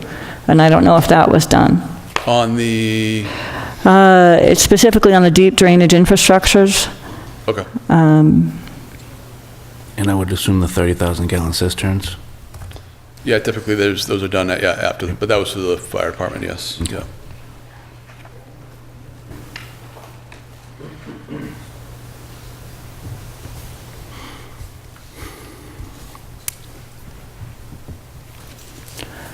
So I guess through you, Mr. Chairman, to Town Council, I understand that this is the compromise relative to layout that we agreed to, and I don't have a problem with it, but I remain to have specific questions relative to, the plans themselves. So, I would like those questions answered before we move forward with an approval.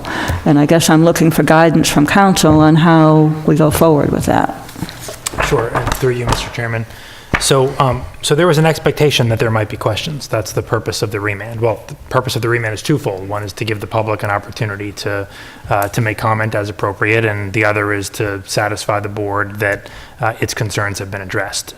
As you just said, and as I've said already, the intent was not to allow for a reopening of the design of the subdivisions as a whole, but to the extent that there are concerns that relate to drainage or fee versus easement ownership of access, traffic calming measures, those sorts of things, those are appropriate topics for the board to discuss. And if the board believes that it needs more information that can't be presented immediately to it tonight, then you can speak to the applicant about extending these proceedings to a second night. There's nothing in the settlement agreement that requires this to be a one-night event. There is a requirement in the settlement agreement that it occur expeditiously, the idea being that it wouldn't come back to the board and be another 6-month or 8-month review where the project had been reviewed previously.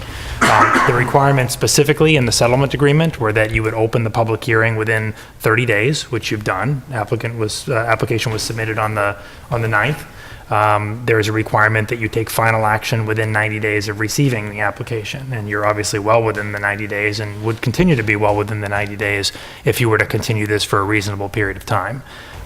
We do owe an update to the court because the court has retained jurisdiction, wanting to know that we're complying with our agreement. I think that update is due on May 1st.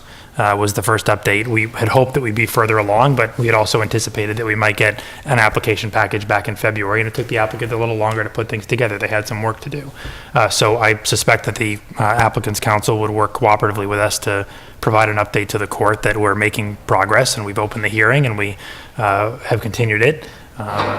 And hopefully between now and whatever date you'd continue it to, you'd be able to get that additional information either from the applicant or through Mr. Burney from town staff.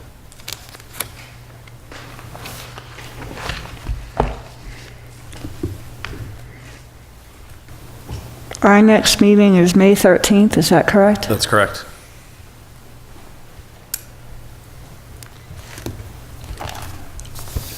Mr. Chairman, I just had a question about the detention basins. My count is there's approximately 16 basins on the property, and I know we've run into issues with detention basins in the past.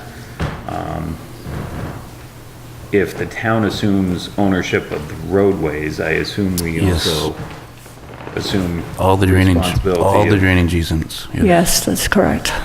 In the event that town meeting opts to not accept the roadways, then there must be some sort of homeowners association that would be responsible for the roadways. Either that or the landowner, or the developer keeps them. Those would be the two mechanisms. That would be the alternate mechanisms. And I guess my primary concern is that I feel as a board, we need to be well aware of that and perhaps look at conditions to protect the town's interest in those structures. Agreed. I think we would want to include, I'm assuming, and I haven't read the whole drainage report, it's what I'm interested in seeing, is that outlined recommendations for maintenance. And so I would assume that we would condition that all the maintenance, and whether we specify what was required, but we would reference the maintenance in the stormwater drainage report, that be maintained until, whether it be the town or whether it be the developer.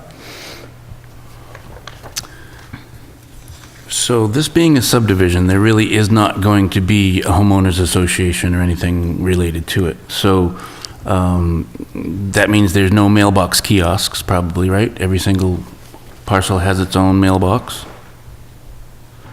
And since we only have the subdivision definitive plan set, I can't see if there's a detail, but to address the bus pickup and drop off. We did not have bus pull-off areas. So the expectation is the bus will travel through these roads? Potentially? They will schedule stops where they want to schedule stops. If they only do 2 stops through this development, then the kids will have to walk to that area through the sidewalks that we're proposing. So there's no collective pickup drop-off? There is not a... Okay. No. Thank you.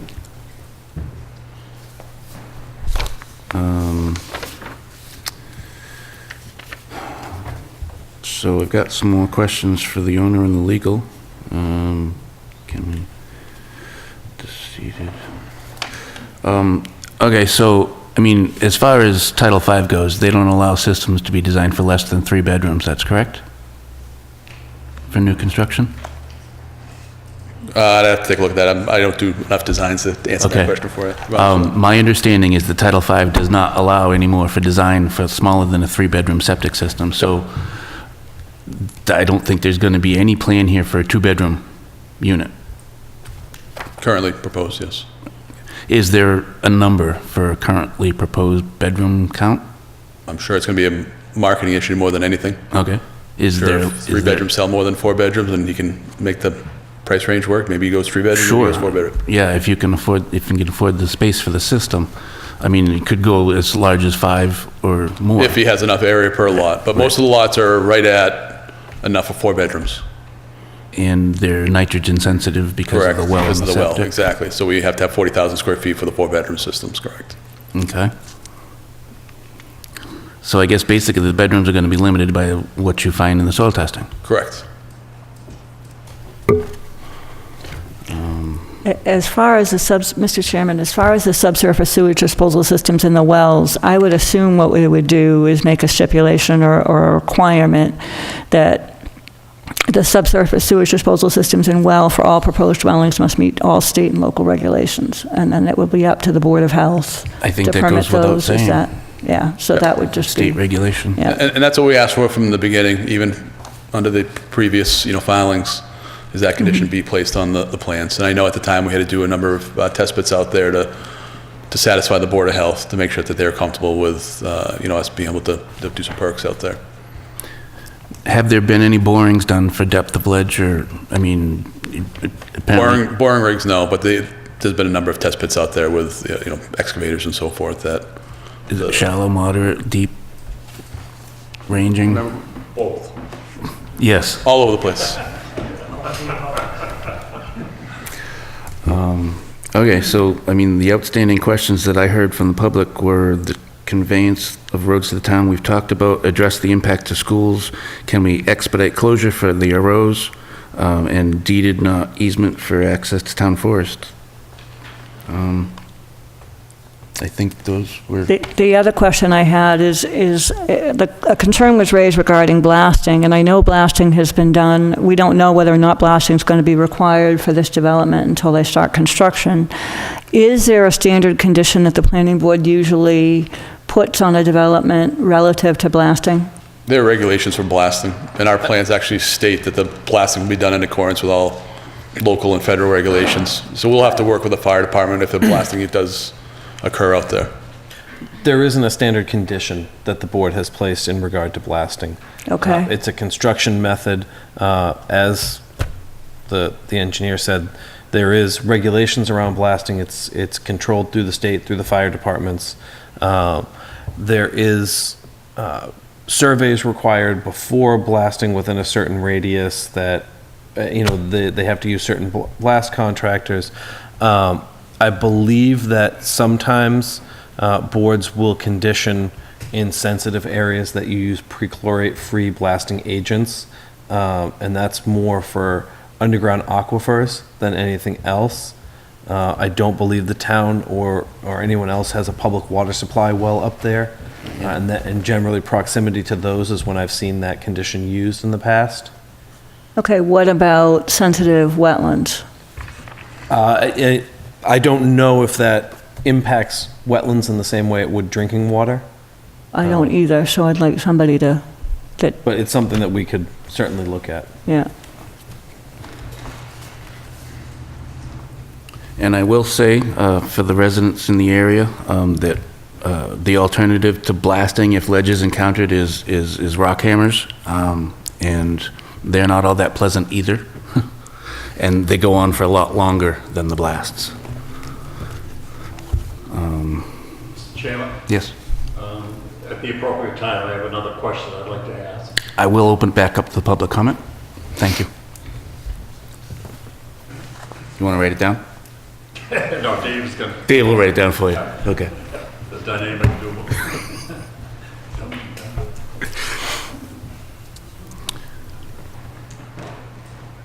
Are there any more questions? No? I would like to get some kind of an answer on the conveyance of the method, the mechanism for the access, the answer to the extension of a roadway versus a disjointed easement, 20-foot wide rather than 60-foot wide, and expedition of the closure for the landowners that are, I'm understanding, still under agreement? Yes. Yes, they are under agreement still. Okay.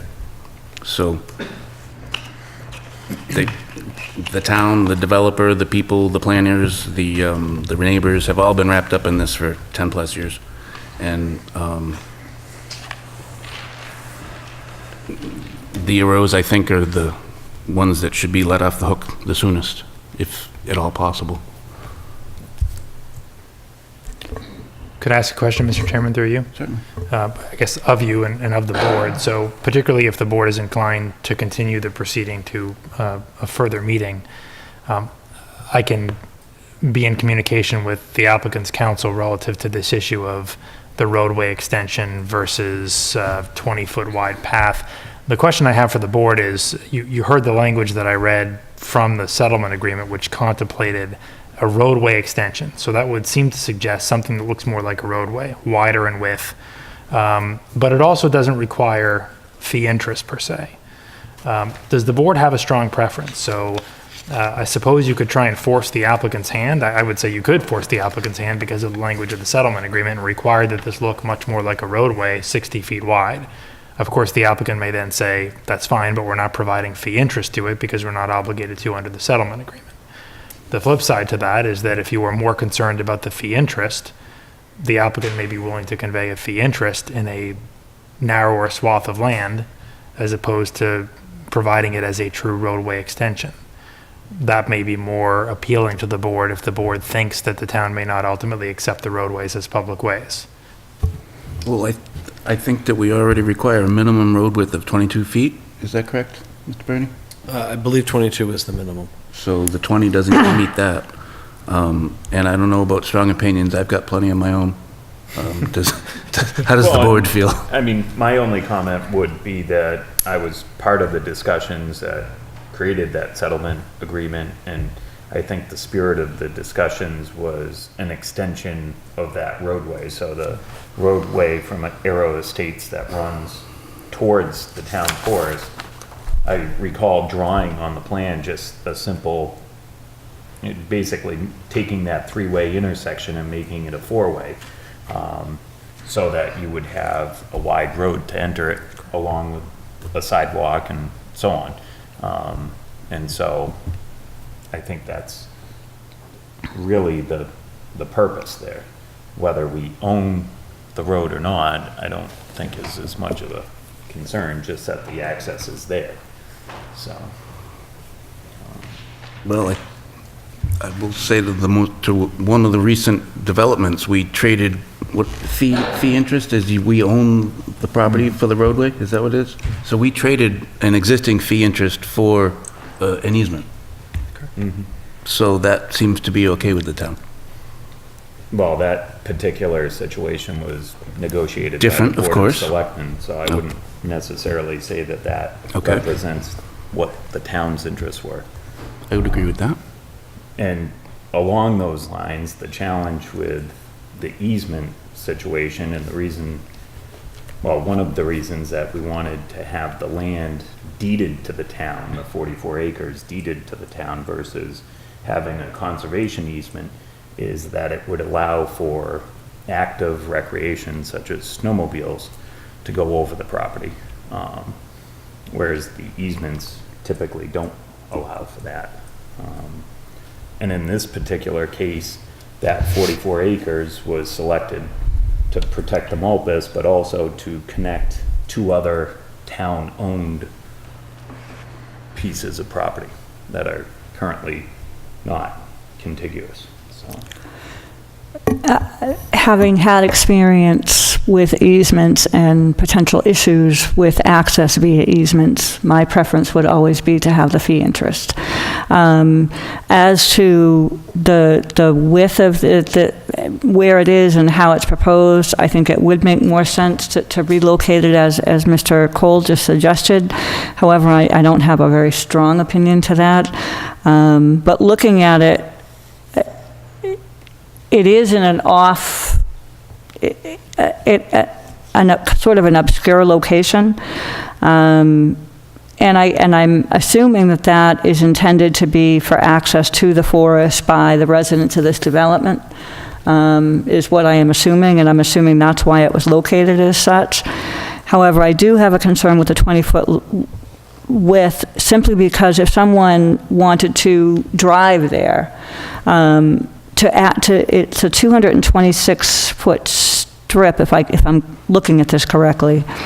I know one of the concerns that Conservation Commission has, and I actually just did a site walk with Conservation recently, is that they like to have access as close to the roadway as they can, especially for parking, because of potential illegal dumping, because of potential vandalism. So they like to have parking closer to the roadway versus hundreds of feet off the roadway. So I'm a little bit concerned with the length of that easement in relationship to access to the forest. But along those lines, if we work under the understanding that the roadway is extended. Then it would be a much shorter distance. Correct. Right. If we relocated it to the end of that cul-de-sac, it would be a much shorter distance. Through you, Mr. Chair. Oh, sorry. I just want to add one other thing. Conservation Commission land requires passive recreation, and I just want to be clear, active recreation is defined as sports. So a ball field, a softball, a football diamond, a baseball diamond, a football field, those are considered active recreation. Passive recreation is considered a number of different things. So just for clarification. Through you, Mr. Chair. Yes. Excuse me, to Town Council. Mr. Cole was saying that the discussion at the time of the settlement was intended or thought to intend to be an extension of the roadway to the property line. And I think to allay some of Mrs. Bertram's fears about the easement versus fee interest.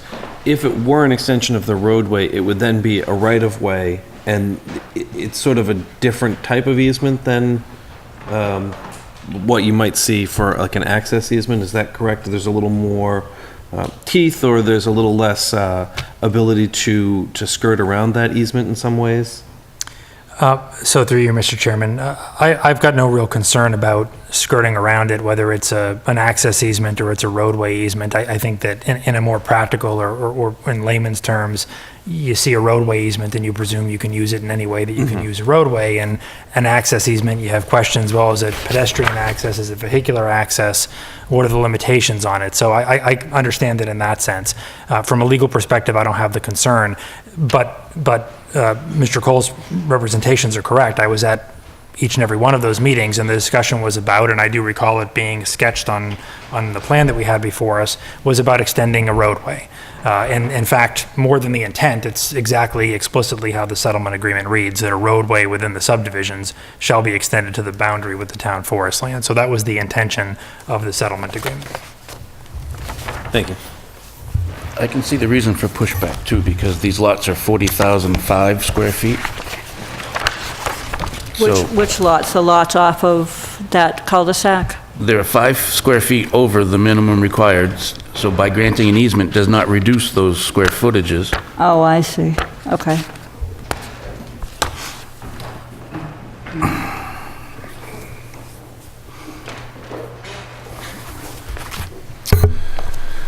All right, are we ready to open it back up to the public? Certainly. Yeah.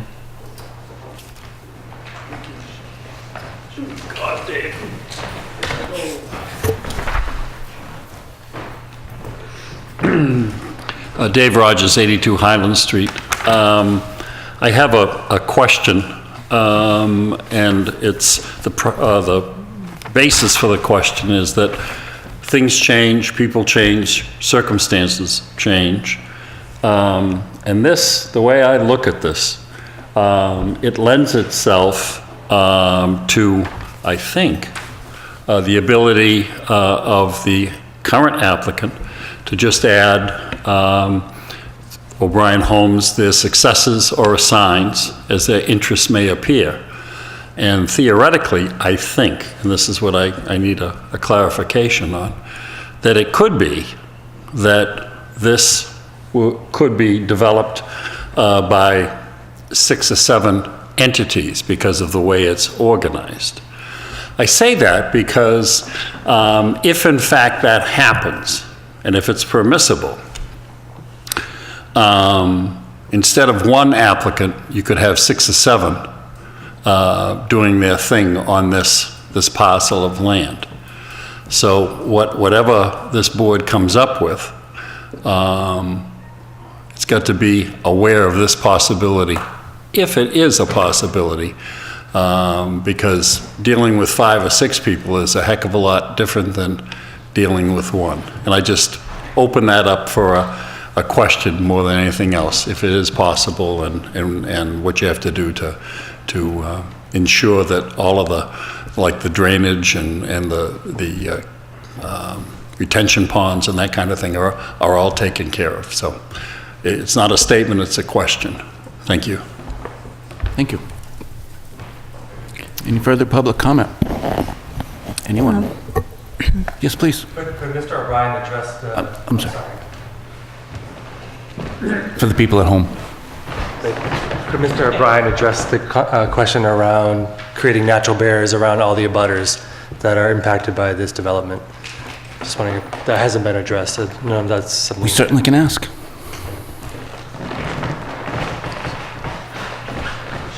Jacob Stephen.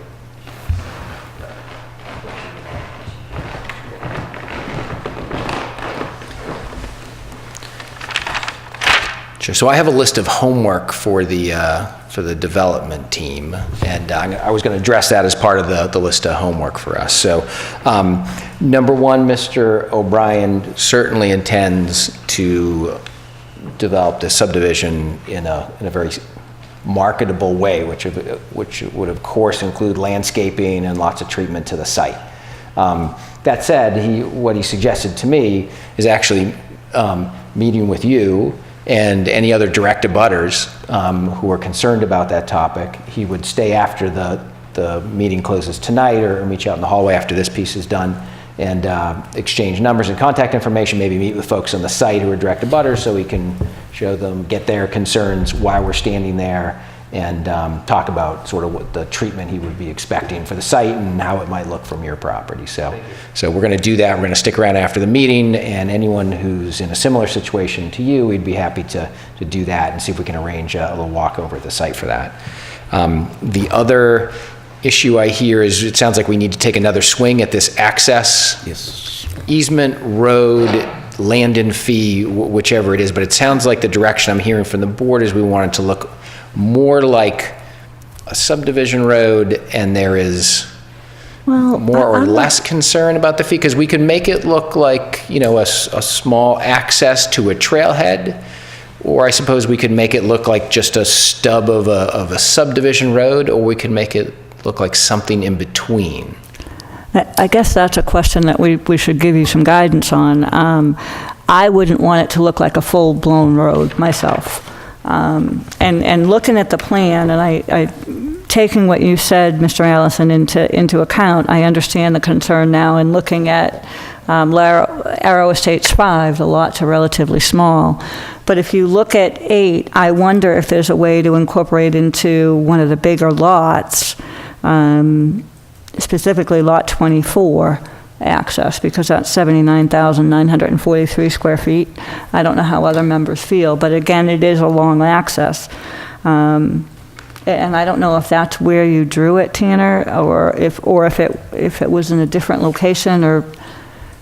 Well, as part of that discussion, I think Mr. O'Brien actually drew on the plan to say, well, we could just extend the road here.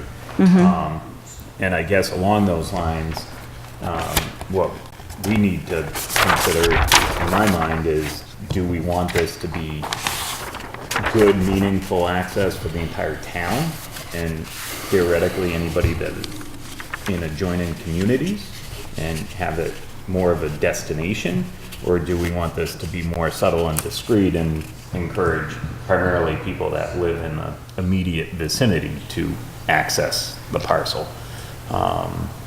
You know, where the access is proposed now, if it's going in 200 and some odd feet, my concern would be is if you keep it narrow and it's like a single lane, then you potentially have 2 vehicles, one coming in, one going out, and it becomes a little bit of a bottleneck versus you have 2 full-blown travel lanes and a sidewalk. You know, in a lot of the developments that I've toured, the open space is meant specifically for those people. This is kind of a unique situation in that we're getting open space, but we also are a direct abutter, and you know, there's literally hundreds of acres of conservation land back there. So I don't know, I guess that's a discussion point to determine how much of a destination we want this to be. Well, I think the point of the two-way traffic capacity is a must in my mind, and that, again, just one member. The fee simple is important in my mind. The absolute width, I mean, the 60-foot width is not an imperative in my mind. I will comment that for citizens of Lunenburg that do not live within this development, you get to turn off of Howard Street and make 1, 2, 3 more traffic maneuvers before you actually get to that, which doesn't really make it sound like an extension. However, it is. I agree. And, you know, the engineer's got his work cut out for him to reallocate and not lose a lot, and to look at the different options, so.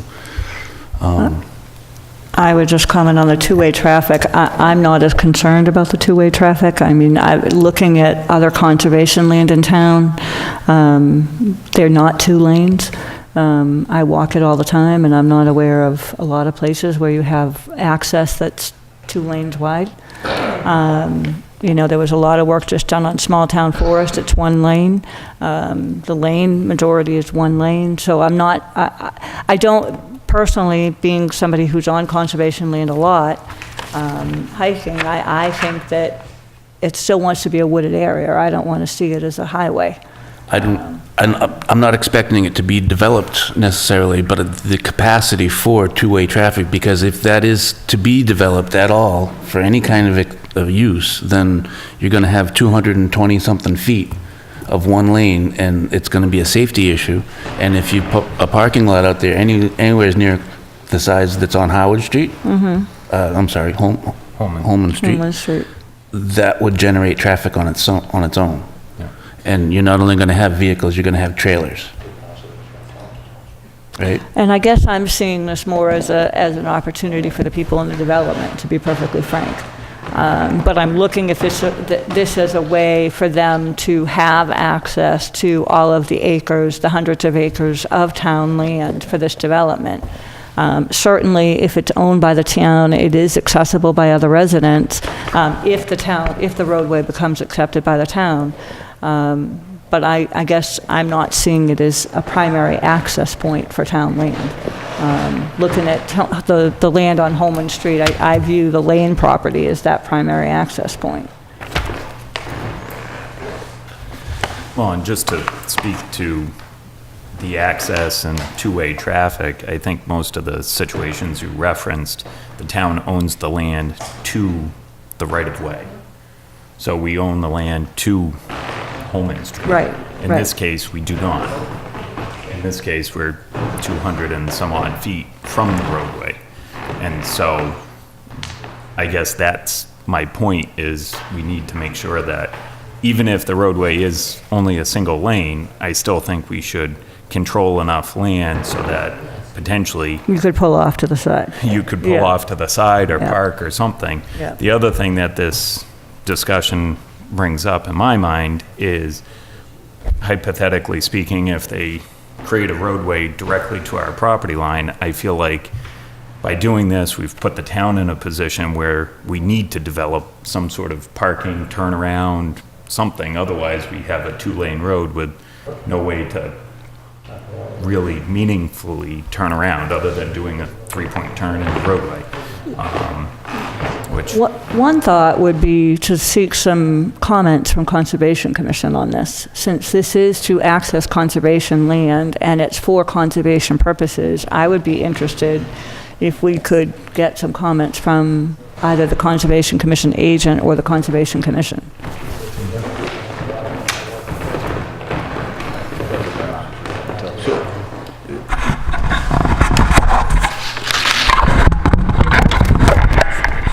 So we were just talking, obviously, when you're talking, Mrs. Bertram, about, I think you mentioned about putting it closer to the cul-de-sac there. I believe it's lot 22. And so we were looking at, and I know there's conversation about, do you want fee or easement? If you'd be agreeable to do a 40-foot fee, taking this property line, going about 40 feet over, bringing that 40 feet wide there, moving, you know, not having it here, but having here, closer to the cul-de-sac, if people want to park along the bulb there for whatever time they're using the open space. And then Mr. O'Brien would be agreeable to construct a 20-foot wide gravel driveway to the open space. From property line to property line, obviously he's not going to go onto the town property. He doesn't want to deal with the liability of working on the town property, but he would be willing to construct a 20-foot wide gravel driveway from that roadway here for Aero Estates 8 out to your open space, giving you enough width for two ways of traffic, which I think is the key there, but also giving you 40-foot property, which is still enough room to do that 20-foot wide. And if you want to do a sidewalk later on, if you feel that a sidewalk needs to be added later on, you still have enough room there within a 40-foot strip of property. I'm not sure if the board would be agreeable to something like that, where I think we meet somewhere in between. Yeah, I certainly appreciate that. I would like to get, and I want to also say I appreciate your willingness to meet with the others and talk with them about their concerns. Yep. That is more attractive to me, but I would like to get comments and thoughts from conservation, since ultimately this is to conservation land. So that spot incidentally is the high point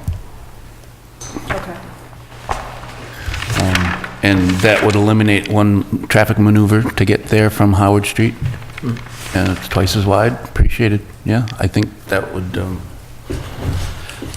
So to be, excuse me, to be clear, you want comments on the proposal that was just put to the board? The 40-foot I would think fee that's interest that's certainly with the preferential. 20-foot Yeah. constructed gravel? Okay. Yeah. That's my opinion. I don't know what you guys think. I would definitely like input on that from Conservation. Did you want to see the contour map?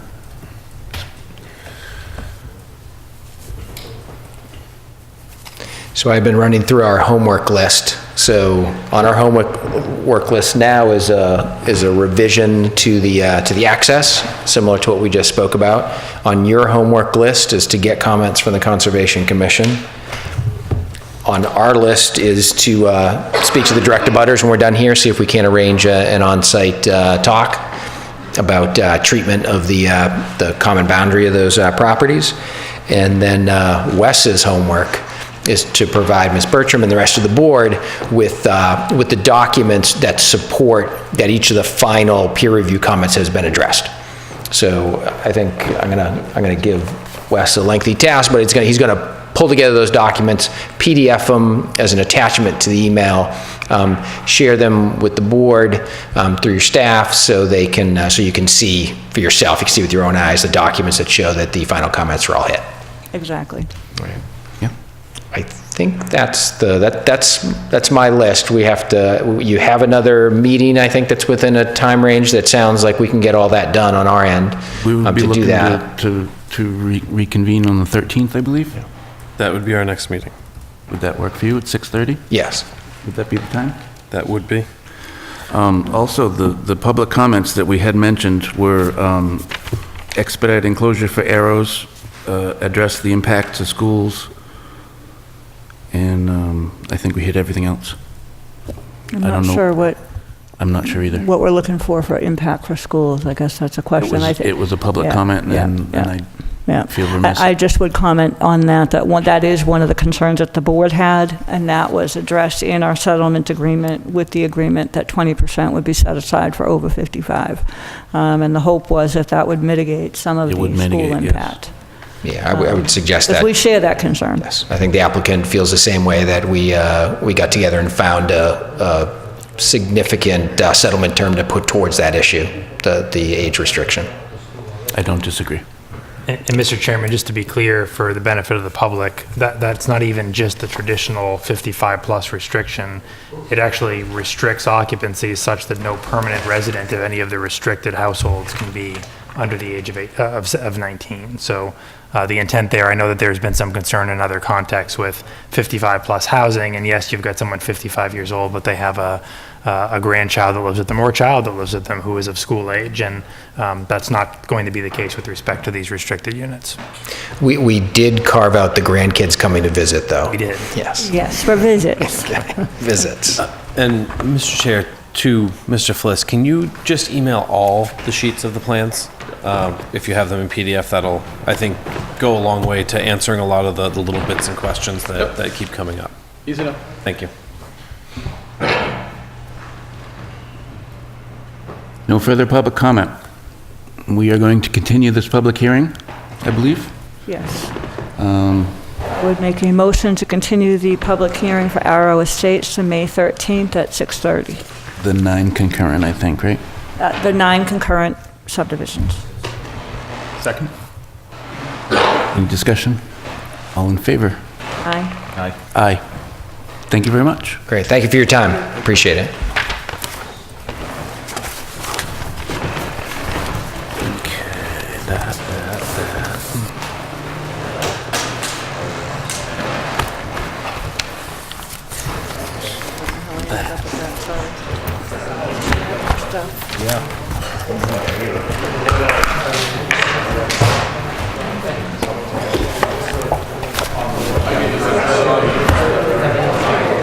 We are going to have to ask people to go downstairs. Might be better, right? Thank you. Hey, Wes, can you move these guys downstairs? Yeah. Thank you.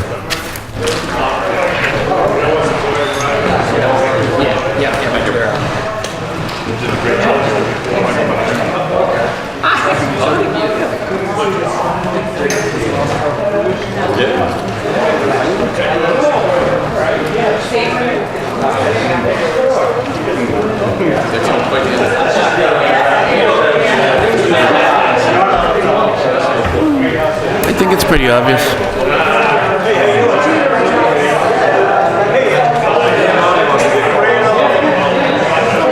So anyone who hasn't had enough yet, we have another public hearing.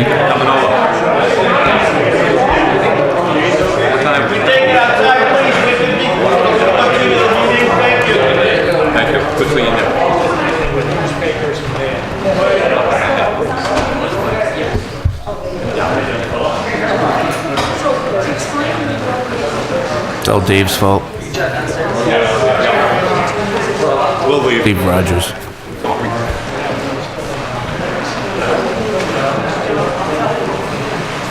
All right, so it's, since it's continuation, do we need to read the public hearing announcement again? You did not. Thank you. So, our next and last agenda item is Article 40 by citizen petition to add 7 to Chapter 251, 4.1.j, continued from April 22nd. All right, we're back open. If the applicant would like to speak?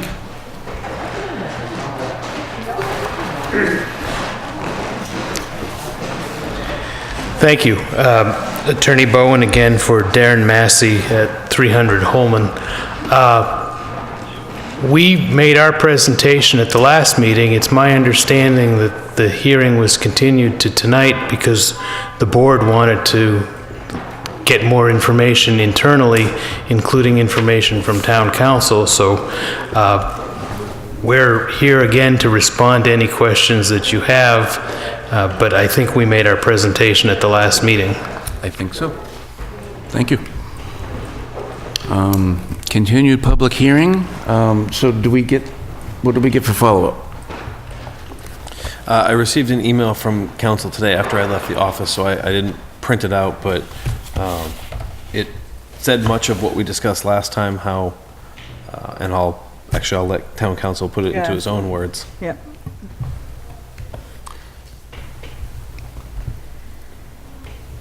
Would you like me to read the email, or would you like? Well, just comment, because it would be clearer, I think, if you could. That's fine. So, I'm going to read the email, and then I can sort of expound upon it. It's not terribly lengthy, but I think attempts to address the questions that were asked. And I got these via email from Adam subsequent to your last meeting. So he indicated, and I'm going to just excerpt from his email, that the board is looking for some accounting of what is an allowable use in a residential zone, with a follow-up of does the granting of public access versus the use of invitation or restriction to individuals have any impact on that determination. Further, the board has requested that you provide them with your thoughts on the impact that passage of the article might have on the zoning bylaw in general. So after some sort of bit of a preface, my email says the following, and this is an issue that has been brought to me on at least 2, maybe 3 other occasions in the year and a half or more that I've been town council. I understand that it was brought to former town council as well, and I understand it's been a topic of some discussion, not necessarily in the context of the 300 Holman Street property, but just generally relative to uses and the difference between uses that are more temporary in nature and uses that are more permanent in nature, uses of residential property that aren't traditionally residential, but also are not regular or consistent uses. So here's what my email says. So I concur with the opinions provided both by building commissioner and by the former town council that one-time events, even if conducted from time to time, but with relative infrequency, don't generally run afoul of zoning. An occasional backyard wedding doesn't convert a residential property to, per the language of your zoning bylaw, a quote, outdoor entertainment venue. Nor would yard sales convert a residential property to a quote, pawn shop or quote, retail establishment. Of course, more frequent use, even if intermittent, could be deemed a permanent use of the property at issue, and if non-compliant with the zoning requirements or restraints of the applicable zoning district, would be a violation of the zoning bylaw. The difference between occasional and frequent, temporary or permanent, compliant or violative, these no doubt incorporate a degree of subjectivity and discretion. It's within the purview of the building commissioner as a zoning enforcement official to make these determinations on a case-by-case basis. Many factors may influence the above decision. Public access is not itself determinative, but may certainly be considered by the building commissioner. Same goes for frequency of the events, whether they're customarily incidental to the underlying use or to other available uses of the property in the zoning district. The intensity of use as compared to other allowable uses in the same zoning district, etc. Warrant Article 40, if passed, would be subject to building commissioner interpretation like any other zoning provision. And so I say, that being so, I hesitate and I exercise caution to preemptively offer an opinion on what it means, what it requires, what effect it may have on other zoning bylaw provisions. These determinations are meant to be made by the building commissioner in the first instance, and not by other officials of the town and not by town council. With that caveat, here are my general thoughts. Article 40 creates a new use called exhibition and workshops in the use table and allows it in every zoning district subject to an entertainment or a Sunday entertainment license. The building commissioner therefore will need to determine whether the use is meant to, and rightly can, include even one-time or infrequent exhibitions and workshops against the backdrop of a zoning bylaw that generally applies to more permanent uses, as I've described. The linkage or the interconnection between zoning and non-zoning controls, here use regulation versus licensing, is atypical and is not something that I generally recommend. However, what it means relative to intent and thus to interpretation of the provision is noteworthy, and again, left to the building commissioner. So what I'm essentially saying here, and this is a challenge that exists not just in Lunenburg, I've addressed this question in other communities as well, is when do you sort of pass the threshold from a use that is infrequent and is something that can occur from time to time on a residential property to something that tends to subsume the residential use of the property and convert that residential use to something that is non-residential? There's no black and white test here. As I said in the examples that I gave, and maybe they're extreme examples, although I could probably come up with others that are more or less extreme, the fact that you've got a property owner that has regular yard sales, maybe every other weekend through the summer, doesn't suddenly mean that their property is being put to the sort of non-residential use that would entail some form of retail sales. Same thing with a wedding venue, and maybe that's a bad example because how often do you have backyard weddings? But somebody who has 3 children that get married 3 consecutive years and has 3 backyard weddings, is that property, residential property, now an event venue? Well, certainly not. And yet the events may draw many people, they may draw vehicles. So these sorts of infrequent uses of a property are expected even of residential properties, and most building inspectors, building commissioners are not going to deem those infrequent uses to be a conversion of the property from a residential to a non-residential use and therefore a violation of zoning. But there gets to be a point where you pass that threshold from something that's happening that infrequently or for that short a period of time, even if it occurs a number of times a year, to something that becomes more extensive, something that is occurring either with greater frequency or for a longer period of times, or, as I said here in the email, other factors sort of influence the intensity of that use. So public access is part of the equation, but it's not in and of itself the only thing that dictates whether a particular use constitutes a violation or not. You can look at things like the frequency of the events, whether they're the sort of events that are customarily incidental to the use. I think there would be a difference between a residential property that was being used for a wedding for a son or a daughter or a family member to a residential property that is being used 4 times a year to host weddings for people who are entirely unrelated to the people that reside there. that's something that is transforming that property into more of an event venue than a residential property with some incidental use that has some attributes of a non-residential use. So there's no black and white test here. That's the hard answer to this question. But it becomes a case-by-case determinations for your building commissioner. And I think that in the case of 300 Holman Street, as I understand it, I've not been a part of every determination that's issued or every application that's been applied for. But my understanding is that, and I've seen the letter, that a number of years ago there was a determination that the use that was existing at that time or occurring at that time, based upon the information that was then presented to the building commissioner, did not rise to the level of constituting a zoning violation. Whether it was too infrequent, whether it was the nature of the uses, it didn't constitute a zoning violation, and your building commissioner made that determination. I understand that a different determination has more recently issued, suggesting that based upon the information that's now presented, based upon, again, frequency of the events or the types of events that are occurring, that it may have crossed that threshold. But it is a subjective determination, and so it's sort of hard for me to sit here today and say, in this instance, it's the sort of use that violates zoning. In this other instance, it's not. That's a judgment call for the building commissioner, and you need to look at all the various factors that accompany a particular use. Mr. Chairman? Well, yes, go ahead. I just have a question now. The proposed wording of the article would allow this, provided that entertainment licenses were issued. If I'm hearing you correctly, if a homeowner wanted to have an event, it was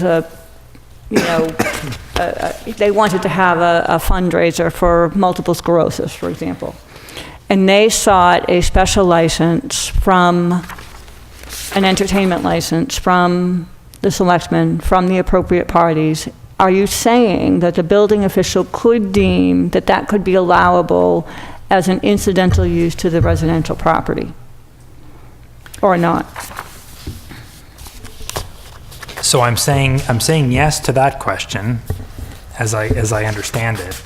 The challenge here, and this is why it's subjective, because if they wanted to do it every other month, that would be another whole thing. Well, right, and the other challenge is the mixing of the licensing scheme with the zoning scheme, and I understand that this is sort of a legal issue more than a practical one, but it goes to the issue that you're struggling with. So the idea of an entertainment license or a Sunday entertainment license issuing it's a matter of a process that exists in municipalities to ensure that the public health, the public safety, public order is addressed. Mechanism for ensuring that if there's a need for a police detail, it's been provided for. If there's a need to regulate parking or traffic, it's been provided for. The fact that, and a good example might be if I'm having that backyard wedding and I'm expecting 200 people and I'm having a live band present, I may want to seek, and I may be required to seek in a particular municipality, an entertainment license to be sure. And we have issued those. I remember I was on the board for 12 years, and I know that we had issued them at least once for that, and we required that the police be involved to make sure for traffic, et cetera. And that makes good sense, and that exists in many municipalities. That's a licensing issue. In my mind, and in the mind of most building commissioners, most zoning enforcement officials I know, that is not a zoning issue whatsoever. It's not a permanent use or even semi-permanent use of the property. It doesn't even cross the threshold into the realm of zoning. So the fact that you've got this now zoning provision that deals with exhibitions and workshops, that as you read it would almost suggest that even a one-time exhibition would suddenly be a use that qualifies for zoning protection or for zoning that is subject to zoning requirements, and then sort of mix this licensing issue in with it. So if I want an exhibition or workshop, let's say that I have a true indoor artistic performance that occurs on a weekly basis. There's no question then that I qualify as an exhibition and workshop under this zoning bylaw provision. Then there's no question that I need these entertainment license or Sunday entertainment licenses in connection with that ongoing use as it happens from time to time. That presents its own issues, which is now do I need licenses every week to perform this particular function that's a use under zoning? The other issue is because it works that way doesn't mean it works in reverse. Just because I get an entertainment license doesn't necessarily mean that I need to qualify for a use in the use table.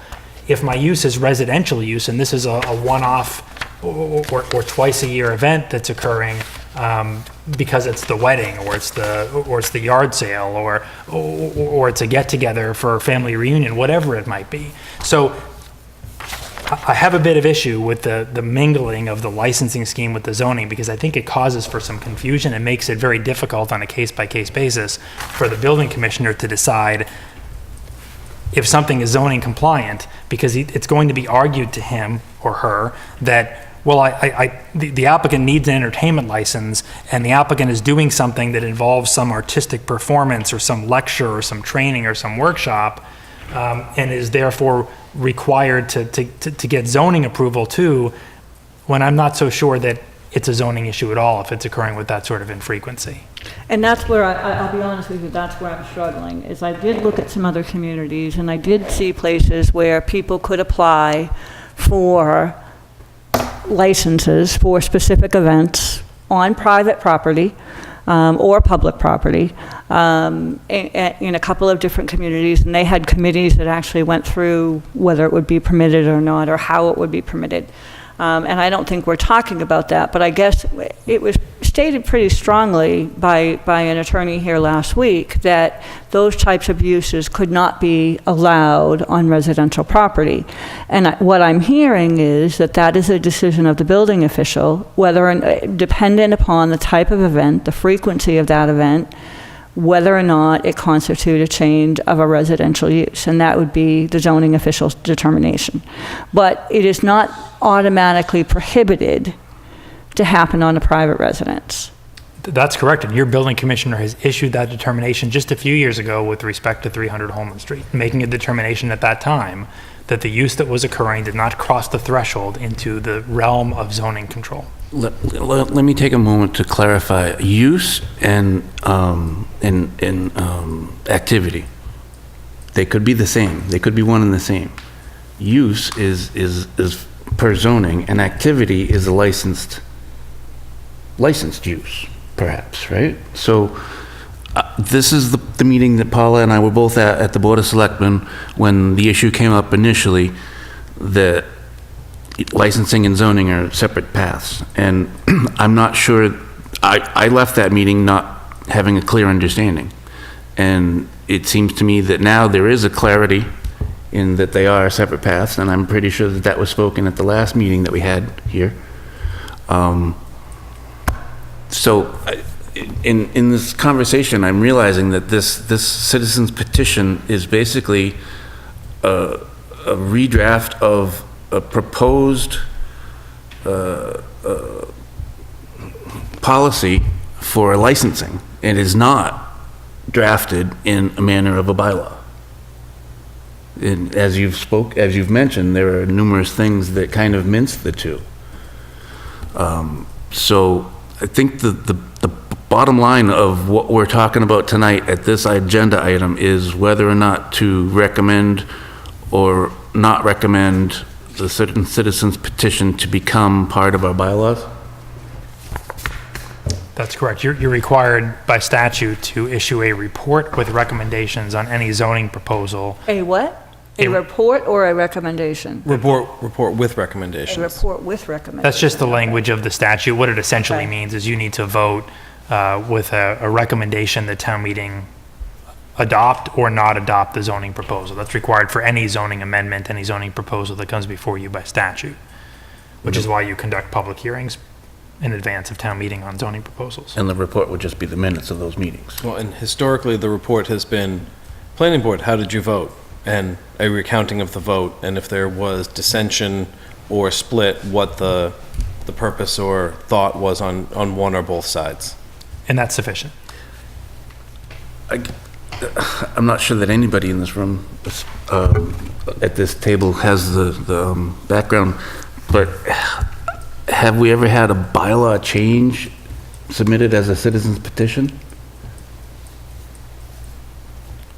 I don't have a definitive answer. I would be surprised if you had never had that. I would, yes, right. But considering the time and effort that we put into bylaw revisions that we put forth to the town meeting, I'm starting to realize that this is a little bit different than what I had thought it was.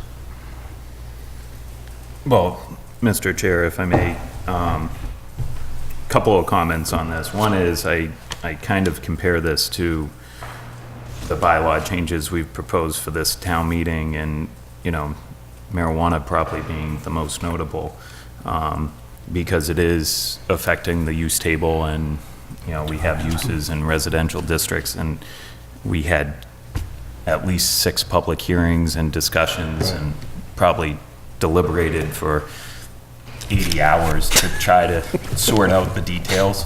And I feel like we have a lot of questions about this and its potential impacts, especially in residential areas. And I don't see how the board can support an article without having a clear understanding of all the ramifications. And seeing as how town meeting's coming up on Saturday, I just don't think we have enough information to draw clear conclusions. And we have not vetted this at all. Yeah, so I'd like to make a motion that we do not support Article 40. That you recommend, do you not recommend approval? Do we need to not close the public recommend hearing it. first? Before or after? I think we should accept public We haven't comment. taken any If it's public into comment. It's a public hearing, we should. Point of order, that shouldn't be voted on until the public hearing's closed. Right, that's what I was thinking. So, I'd like to make a motion to close the public hearing. Can we do that without taking public comment? We took it at Did you last. take public comment at the first session? That's left to your discretion. You have to require or allow for public comment at some point during the process, but each session collectively are considered to be the public hearing. What do we think? I would like to hear from the public. I think they've sat here all night to have an opportunity to have their say, and I think we should give it to them. So I would not like to close it without taking public comment a second time. Public comment? You need to withdraw your motion. I withdraw my It motion. wasn't seconded, so. Yeah.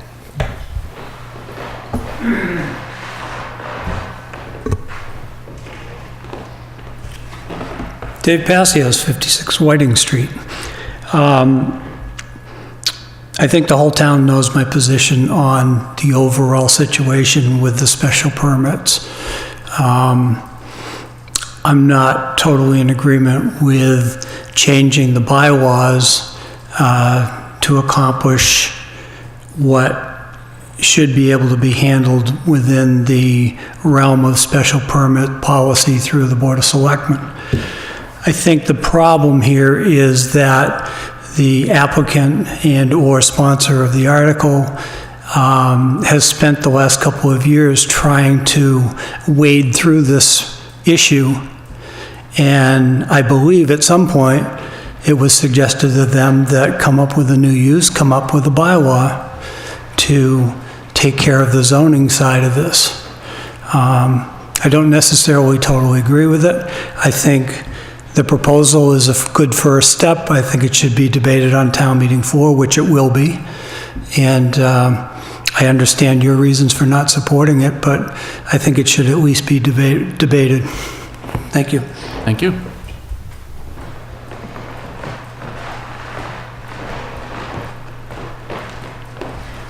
Attorney Bowen again for Mr. Massey. First, I just want to clarify, because I'm not sure that the chairman is focused on there are 2 different articles that are being proposed, only one of which is the subject of this public hearing. There is a separate but related proposal for a bylaw for a special event license to be issued by the Board of Selectmen, which, as you've suggested, is modeled after what the Board of Selectmen are currently considering in a policy format, not a bylaw format. That's a separate but related article that is not a subject of this public hearing. The previous speaker is correct. We're here proposing a new use because we got admonished by the building commissioner in his cease and desist letter, and then again in the hearing before the Board of Selectmen, that's what we should be doing, is we should be talking to this board about a new use. So that's why we're here. And again, I appreciate with the crunch time that this board is not prepared to endorse this article. But this article, just like the Board of Selectmen article for the special event licensing that we proposed, was intended, because time was running out, to be a placeholder to provoke a discussion. And that's still what I'd like to hear. I'd like to hear what the planning board supports. Do you support a new use? Do you want it to be a Board of Selectmen policy? Do you want it to be a bylaw? The new problem that this applicant has, and I don't think it's just related to this one property, and I don't want to make it about this one property, but now this applicant is trying to talk to this board about a new use, is trying to talk to the Board of Selectmen about a special event licensing policy, and is now about to be talking to the Zoning Board of Appeals, appealing the cease and desist decision. He's not trying to operate a business on the property. He's trying to run a few events to make this property accessible to the public, and he's struggling in front of 3 different boards to try to figure out how to do this, and we're really looking for some guidance. What I was hoping was going to happen as a result of the proposals that were submitted is that the town boards would look at them, indicate where they thought this should be going, and give us some guidance and some leadership on what we should be doing to accomplish this. And it's becoming frustrating to the applicant to not get that guidance and not get that feedback. So I understand the board's reluctance to vote on this, but it's been going on for 2 years, and we'd like some guidance about where the town would like us to go with this. Thank you.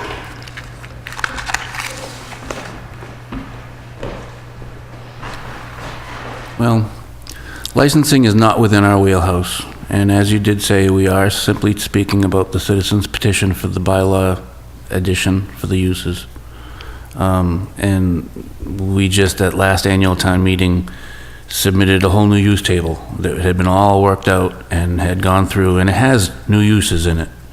And that applicant was not in any of those meetings.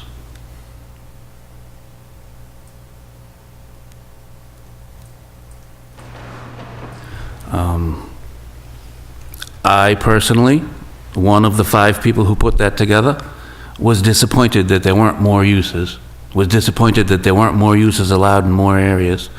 And I would like to point out that residential use on a 1/4 of an acre to a 1/2 an acre to an acre parcel is considerably different than residential use on 20 acres or 50 acres or 100 acres. Considerably different.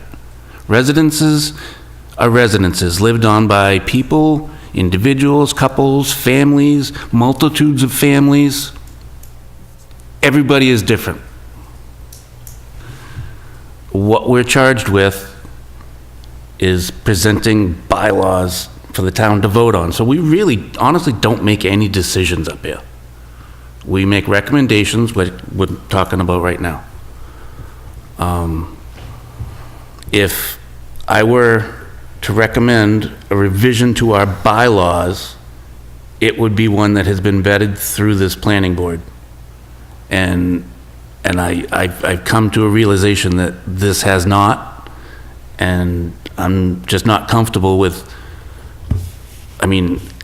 understanding the time and the effort and the conference and the inputs that we get to recommend approval of something that has not been vetted by anything more than a citizen and a lawyer. I don't know. A non-citizen. That's really not fair. A resident. A resident. A resident. I have struggled with this. I think it was apparent at the last meeting. I struggle with a resident's right to use their property. I struggle with some of the events I think are worthwhile to the community that have been advertised. I also share the concern about residential uses and the impact on the abutters. So I struggle with this article. But as was just said by the co-members, I think that this is a zoning article that has serious implications, and we haven't fully vetted it. I think a lot more discussion and planning needs to go into it. So at this time, I could not recommend it. Any further public comment? I'd like to make a motion that we close the public hearing. Second. Any discussion? All in favor? Aye. Aye. Aye. I'd like to make a motion that we do not recommend approval of Article 40. Second. Any discussion? All in favor? Aye. Aye. Aye. Thank you, folks. Sorry for dragging it out. Or, thanks for sitting through that previous. All right. Thank you. Appreciate it. So, now we've got, there's more verbiage underneath that. Well, that was just notes of caution that they may take a vote. Okay. You may take a vote. I meant to say Emily, I'm sorry. You know, I guess it's been a long night, but thank you. I couldn't go home without saying that. One last motion to make. Motion Like to to- adjourn. Sorry. Beat me to it. Second. Any discussion? All in favor? Aye. Aye. Thank you.